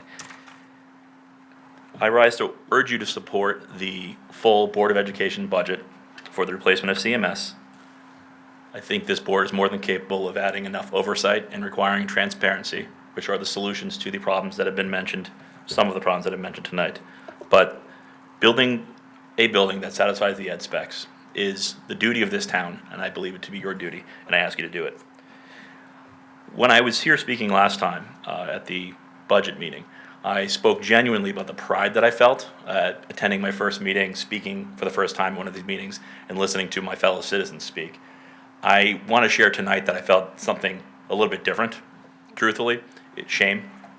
I felt a little shame in it, or that it is shameful to hear so much misinformation, so many numbers that are just fake, made up, misused, intentionally or otherwise. And I will say that I feel that any BET member who has trafficked in those misinformation or used that to further their own agenda should feel far more shame than I felt sitting here listening to it. I think it's shameful, or I felt shame hearing this notion that, this implication that there was mismanagement of budget in the past is somehow a justification not to replace a crumbling school. That's a complete red herring in my view. I'll draw the analogy to a fire. We don't say we're not going to put out a fire to someone's house because the owner mismanaged the way they stored the matches. And by the way, one of the reasons we do that is so it doesn't catch the next building on fire. As I mentioned, if there is a legitimate problem with the way that money is spent once it's allocated, there are more than ample measures that can be done to require transparency. I think it's a real shame, and I don't want to belabor this point because others have said it, though, that we have somehow decided that schools are less of a priority than pickleball or bump outs on the avenue or new curbstones or the almighty mill rate. And I think it's a real shame, and this is that we have mismanaged the budget or the capital allocations to schools for years. I know there are a lot of lawyers on the board. I learned that last time. I'm one myself. I'm a corporate general counsel. I will tell you that if I were advising this board, if you were my board of directors, I would be jumping up and down declaring that you are abdicating your fiduciary duties to shareholders. This town will be sued again. We've heard it tonight. It will happen. And that is not an excuse to not fix the problems that we're here today. Thank you. Carrie Gress, followed by Lindy Lillian. Good evening. My name is Carrie Gruss, and I'm a North Street PTA co-president and a parent of a 5th grader and a 2nd grader. I'm speaking tonight just as a parent. Both of my children will be impacted by the CMS rebuild. However, if this project can stay on time, my 2nd grader should be attending in a new building. I come here tonight to urge the following. 1, respect the ed specs. Let the educators and professionals dictate what the building needs based on the educational layout for our kids, not their arbitrary numbers rooted in no educational background. Do not shrink this school down to a small shell of the original plan, eliminating our educators' need for a 2-team model for learning, a cafeteria that can actually fit all the students, a normal person-sized office for our principal, and an auditorium that can actually house an all-school assembly. These are not requests for a Taj Mahal. The people who created the ed specs are simply asking that their buildings serve the basic needs of their students and their staff. 2, inadequate spending will stall the entire project. If an adequate dollar amount is not budgeted on April 4th, this will only push the project further, costing the town more money. Our kids deserve this project to start on time and be properly funded. We all know the $67 million, although it's an awful lot of money, will not cover the building and will fail to be funded. Please allocate the $85.5 million as indicated from the ed specs to keep the project moving forward. 3, do not base your thoughts to shrink the school on inaccurate enrollment projections. We already see from this year's very large kindergarten class that it does not match our real-world enrollment knowledge, nor are these projections up to date. This says nothing to the fact that being so incredibly short-sighted in 2023 leaves zero room to remedy overcrowding in other middle schools down the road with redistricting. Central Middle School, by definition, is centrally located in town. We can accommodate kids from more places if the town ever needed that option. If you build this school too small now, you'll be asked again to expand down the road. Western right now is at max capacity, closing off their magnet program to incoming students next year because they can't accommodate them. Lastly, it is shameful to spend tens of millions of dollars on an ice skating rink and a park and ignore the needs of a crumbling school. Our kids deserve better of this board. They deserve better of everyone in this town. Please support our school. It is disgraceful that people on this board are happy throwing that much money towards other opportunities and turning their backs on our kids. That's not fiscally responsible. It's neglect. Thank you. Lindy Lillian, followed by Tim Bustler. Hi, Lindy Lillian. It's 10:15. Thank you guys for your hundreds and thousands of hours serving this town. You're in a tough spot, largely due to many years and a history of inaction labeled as fiscal prudence. My youngest is a sophomore in college. I have no skin in the game except that I care about this community and I want it to continue to be vibrant, and I want families to have a place to send their children that they can feel good about. Let's have some respect for these children who are our most important assets, and some respect for the people who teach them and help them and where they all spend the majority of their day.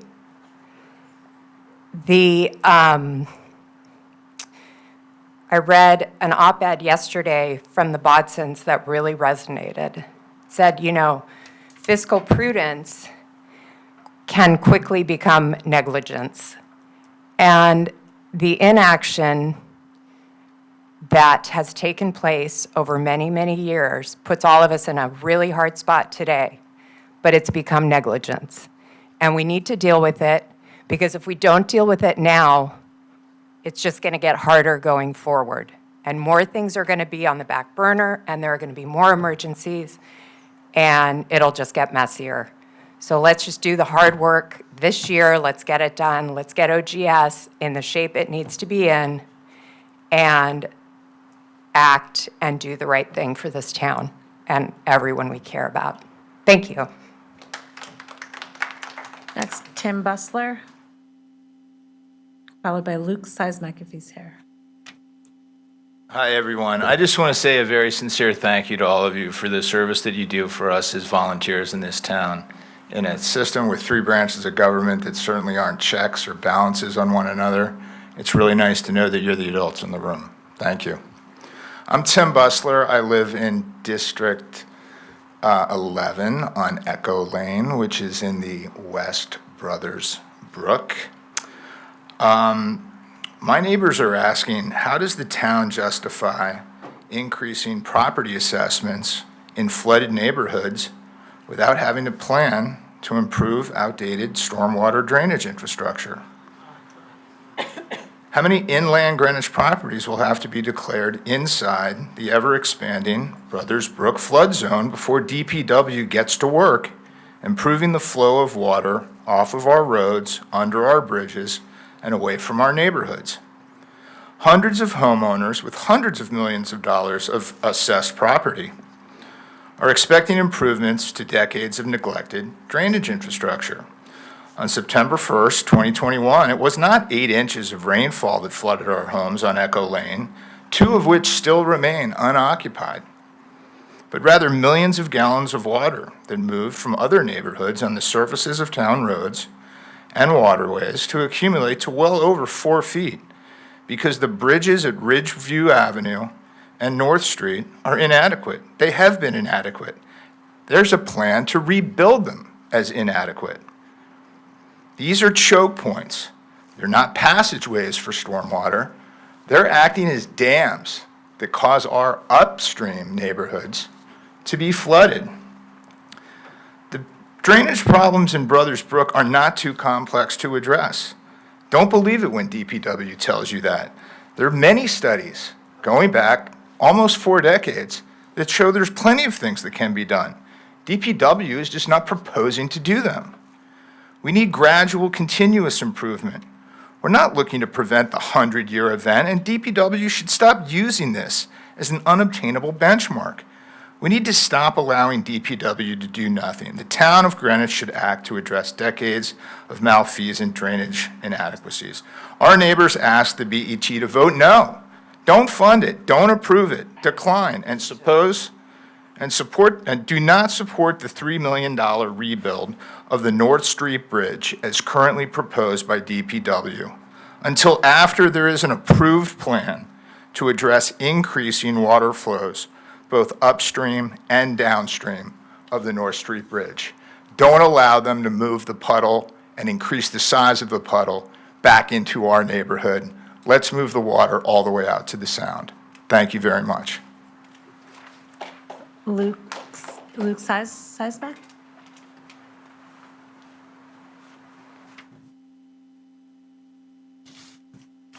Good evening, and thank you for your time and certainly your dedication tonight and always. I'm Luke Shimshock, RTM District 7.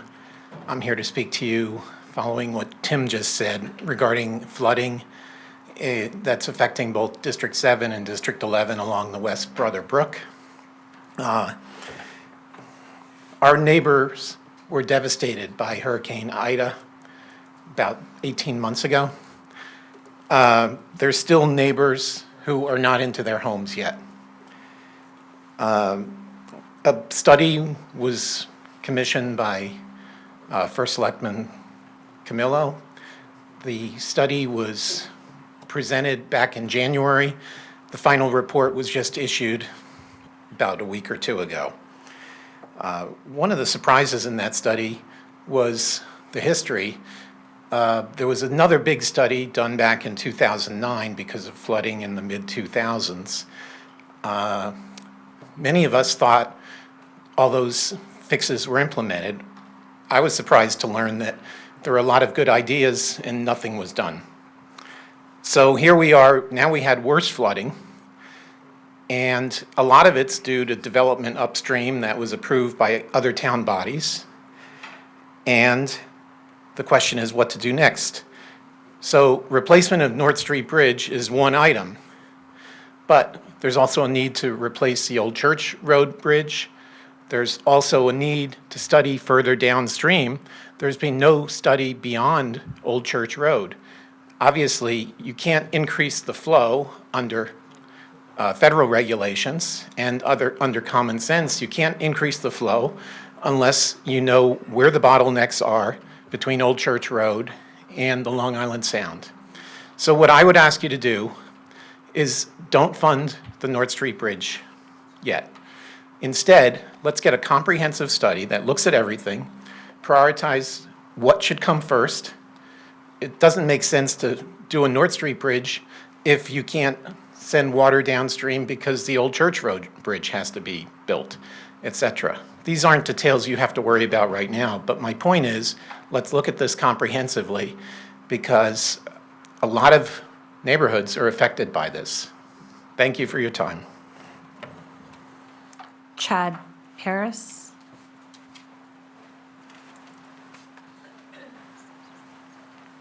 Hi, my name is Chad Paris, and I represent the Old Church Road and Plow Lane contingent of this issue that's being discussed. And I don't know if you guys know, but most people treat Old Church Road and Plow Lane as like the way to get to Central Middle School or the way to get to Country Day or the way to get to North Street. I have 3 children that are all going to North Street.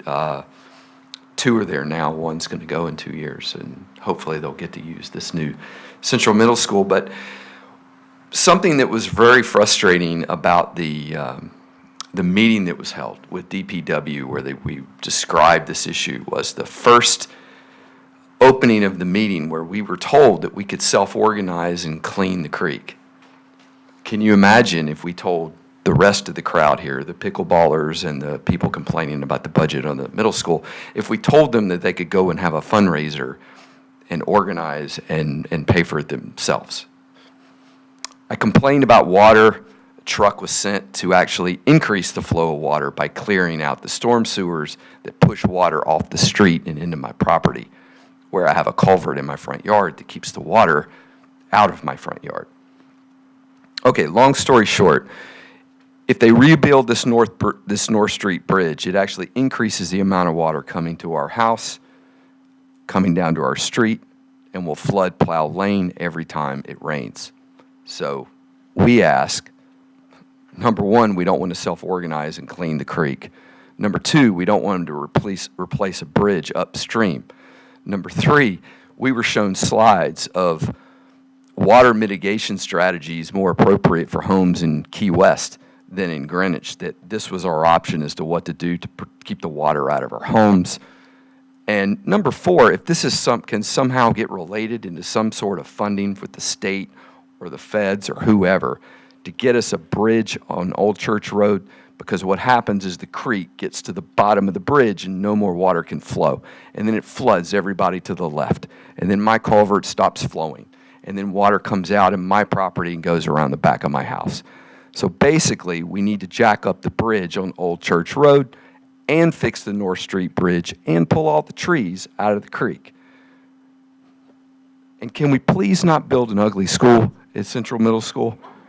Can I just ask, guys, I mean, I've lived in town after town after town where they say the school's no good, and the town moves their administrative offices into it 5 minutes later, like the building we're standing in right here. And then they build some monstrosity of brutalism that looks more like a prison or an old folks home. Can we just make sure that whatever gets done has beautification in mind? Whoever the historical guy was that was talking, we should have let him speak for another 30 minutes, because the school should be pretty. The high school's ugly, guys. I know that thing costs a lot of money, but it's really unattractive. So what I would say is, can you build a decent school for Central Middle School? It's nice and pretty in Georgian. And do the same thing with North Street. Thanks.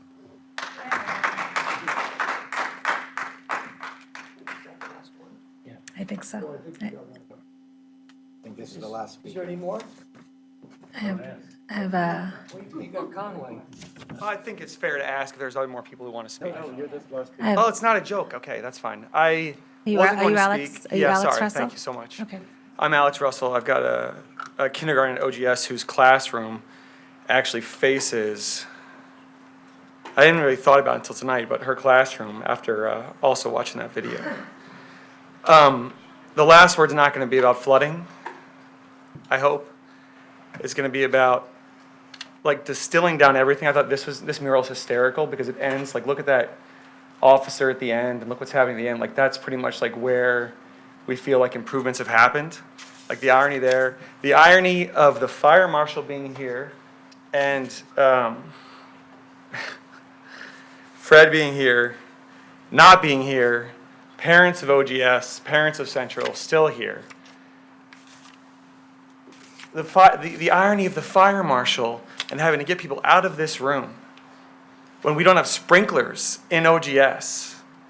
It just 3 hours ago, 3.5 hours ago, that really struck me, and it's still striking me now. I don't know if there's anything that is more meaningful than taking what all these people have talked about, distilling it down and understanding you're talking about spending more money later. You're talking about limiting anybody who wants to come to this town. Like, this is going to get out. This is going to be worse. We're not going to want to move to Old Greenwich, but we know this is going to keep happening. And fundamentally, I just hope that it's not one of these situations where your mind is made up and you understand the cost and the expense.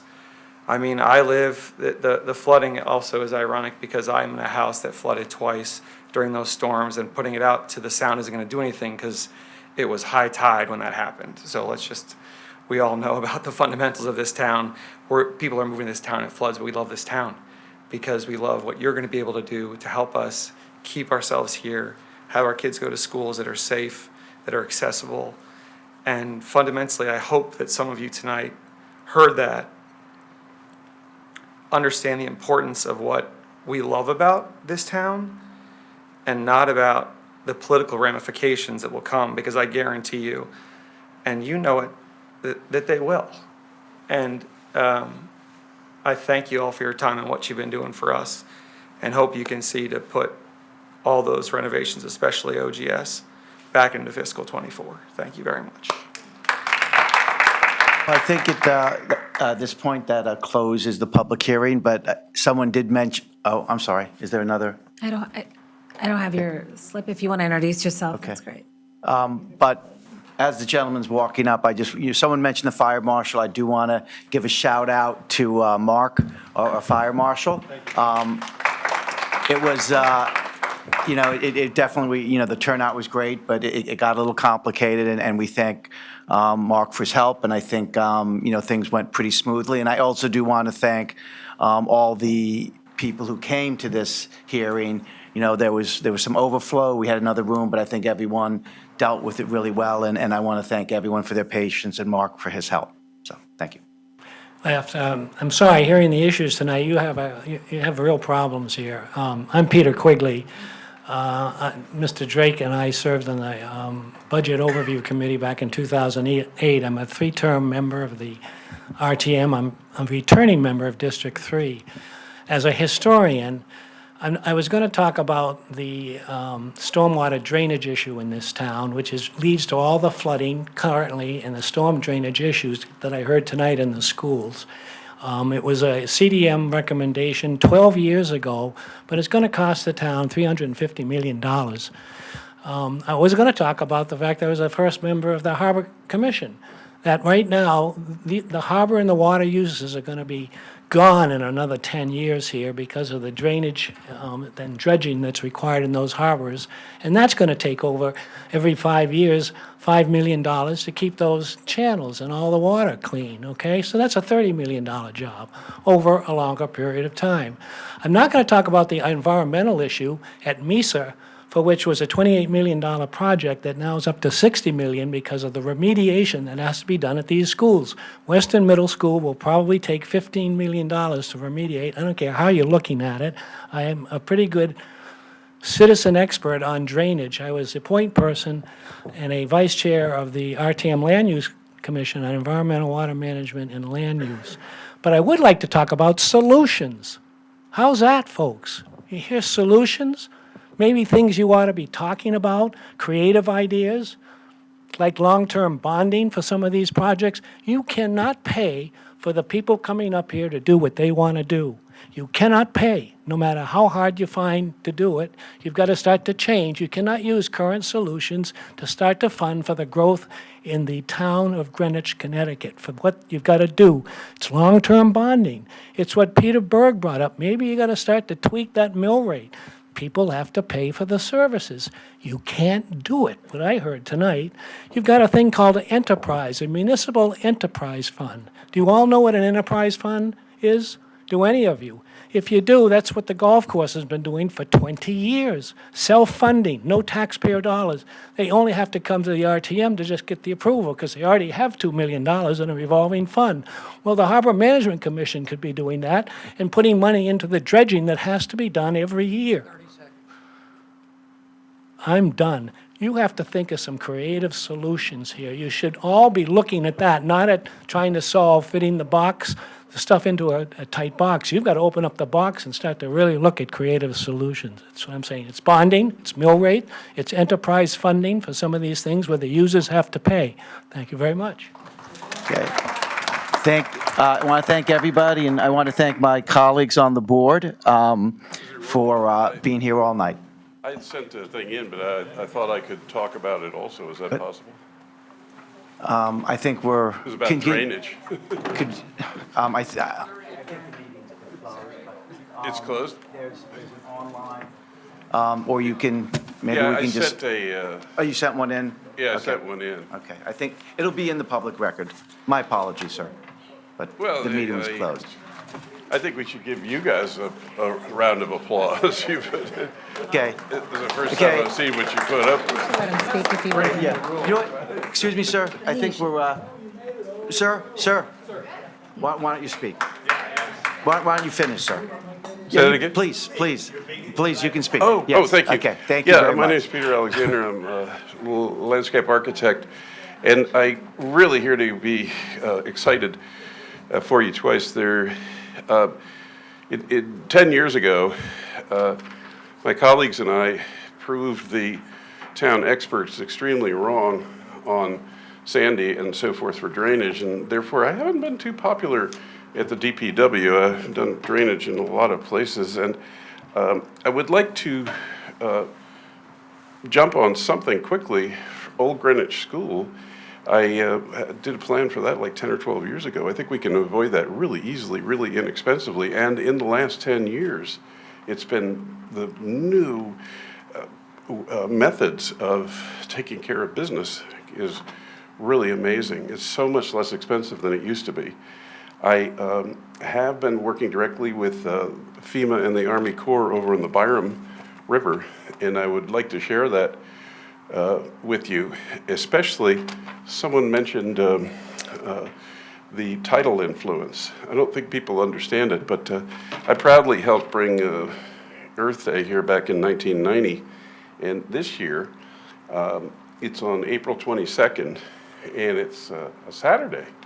And we're going to have a party over at Caroline Pond in the morning at one of the lowest tides of the year. I think people can understand how the drainage system can work, especially with the new processes. And don't forget, fresh water is lighter than salt water, so it'll go over it if we really need to. But we really need to look closely at the bridge construction will make, if it's going right through now and the head of the project for the Byram River agrees, it'll actually make flooding somewhat worse downstream the way it's designed at present. So we're working on changing that. I would like your approval somehow or something to encourage me to go forward and make public what we're doing. I also sent a budget in that we did to alleviate most of the flooding in Pemberwick, which is kind of crucial now. Some people are having to sell their houses because they can't afford the new FEMA fees. And thank you. I invite you all, 7 o'clock in the morning and after, to the Den Road section. This is all town property. You'll hear a lot of things about being able to do some of the small projects, but for the 2.6 million for really alleviating all this floods, about the same as one of the crosswalks on Greenwich Avenue. So I think we can get her done really cheap and really fast. Thank you. But really, thank you for all your stuff. Thank you. I believe the meeting is officially closed. Thank you all very much.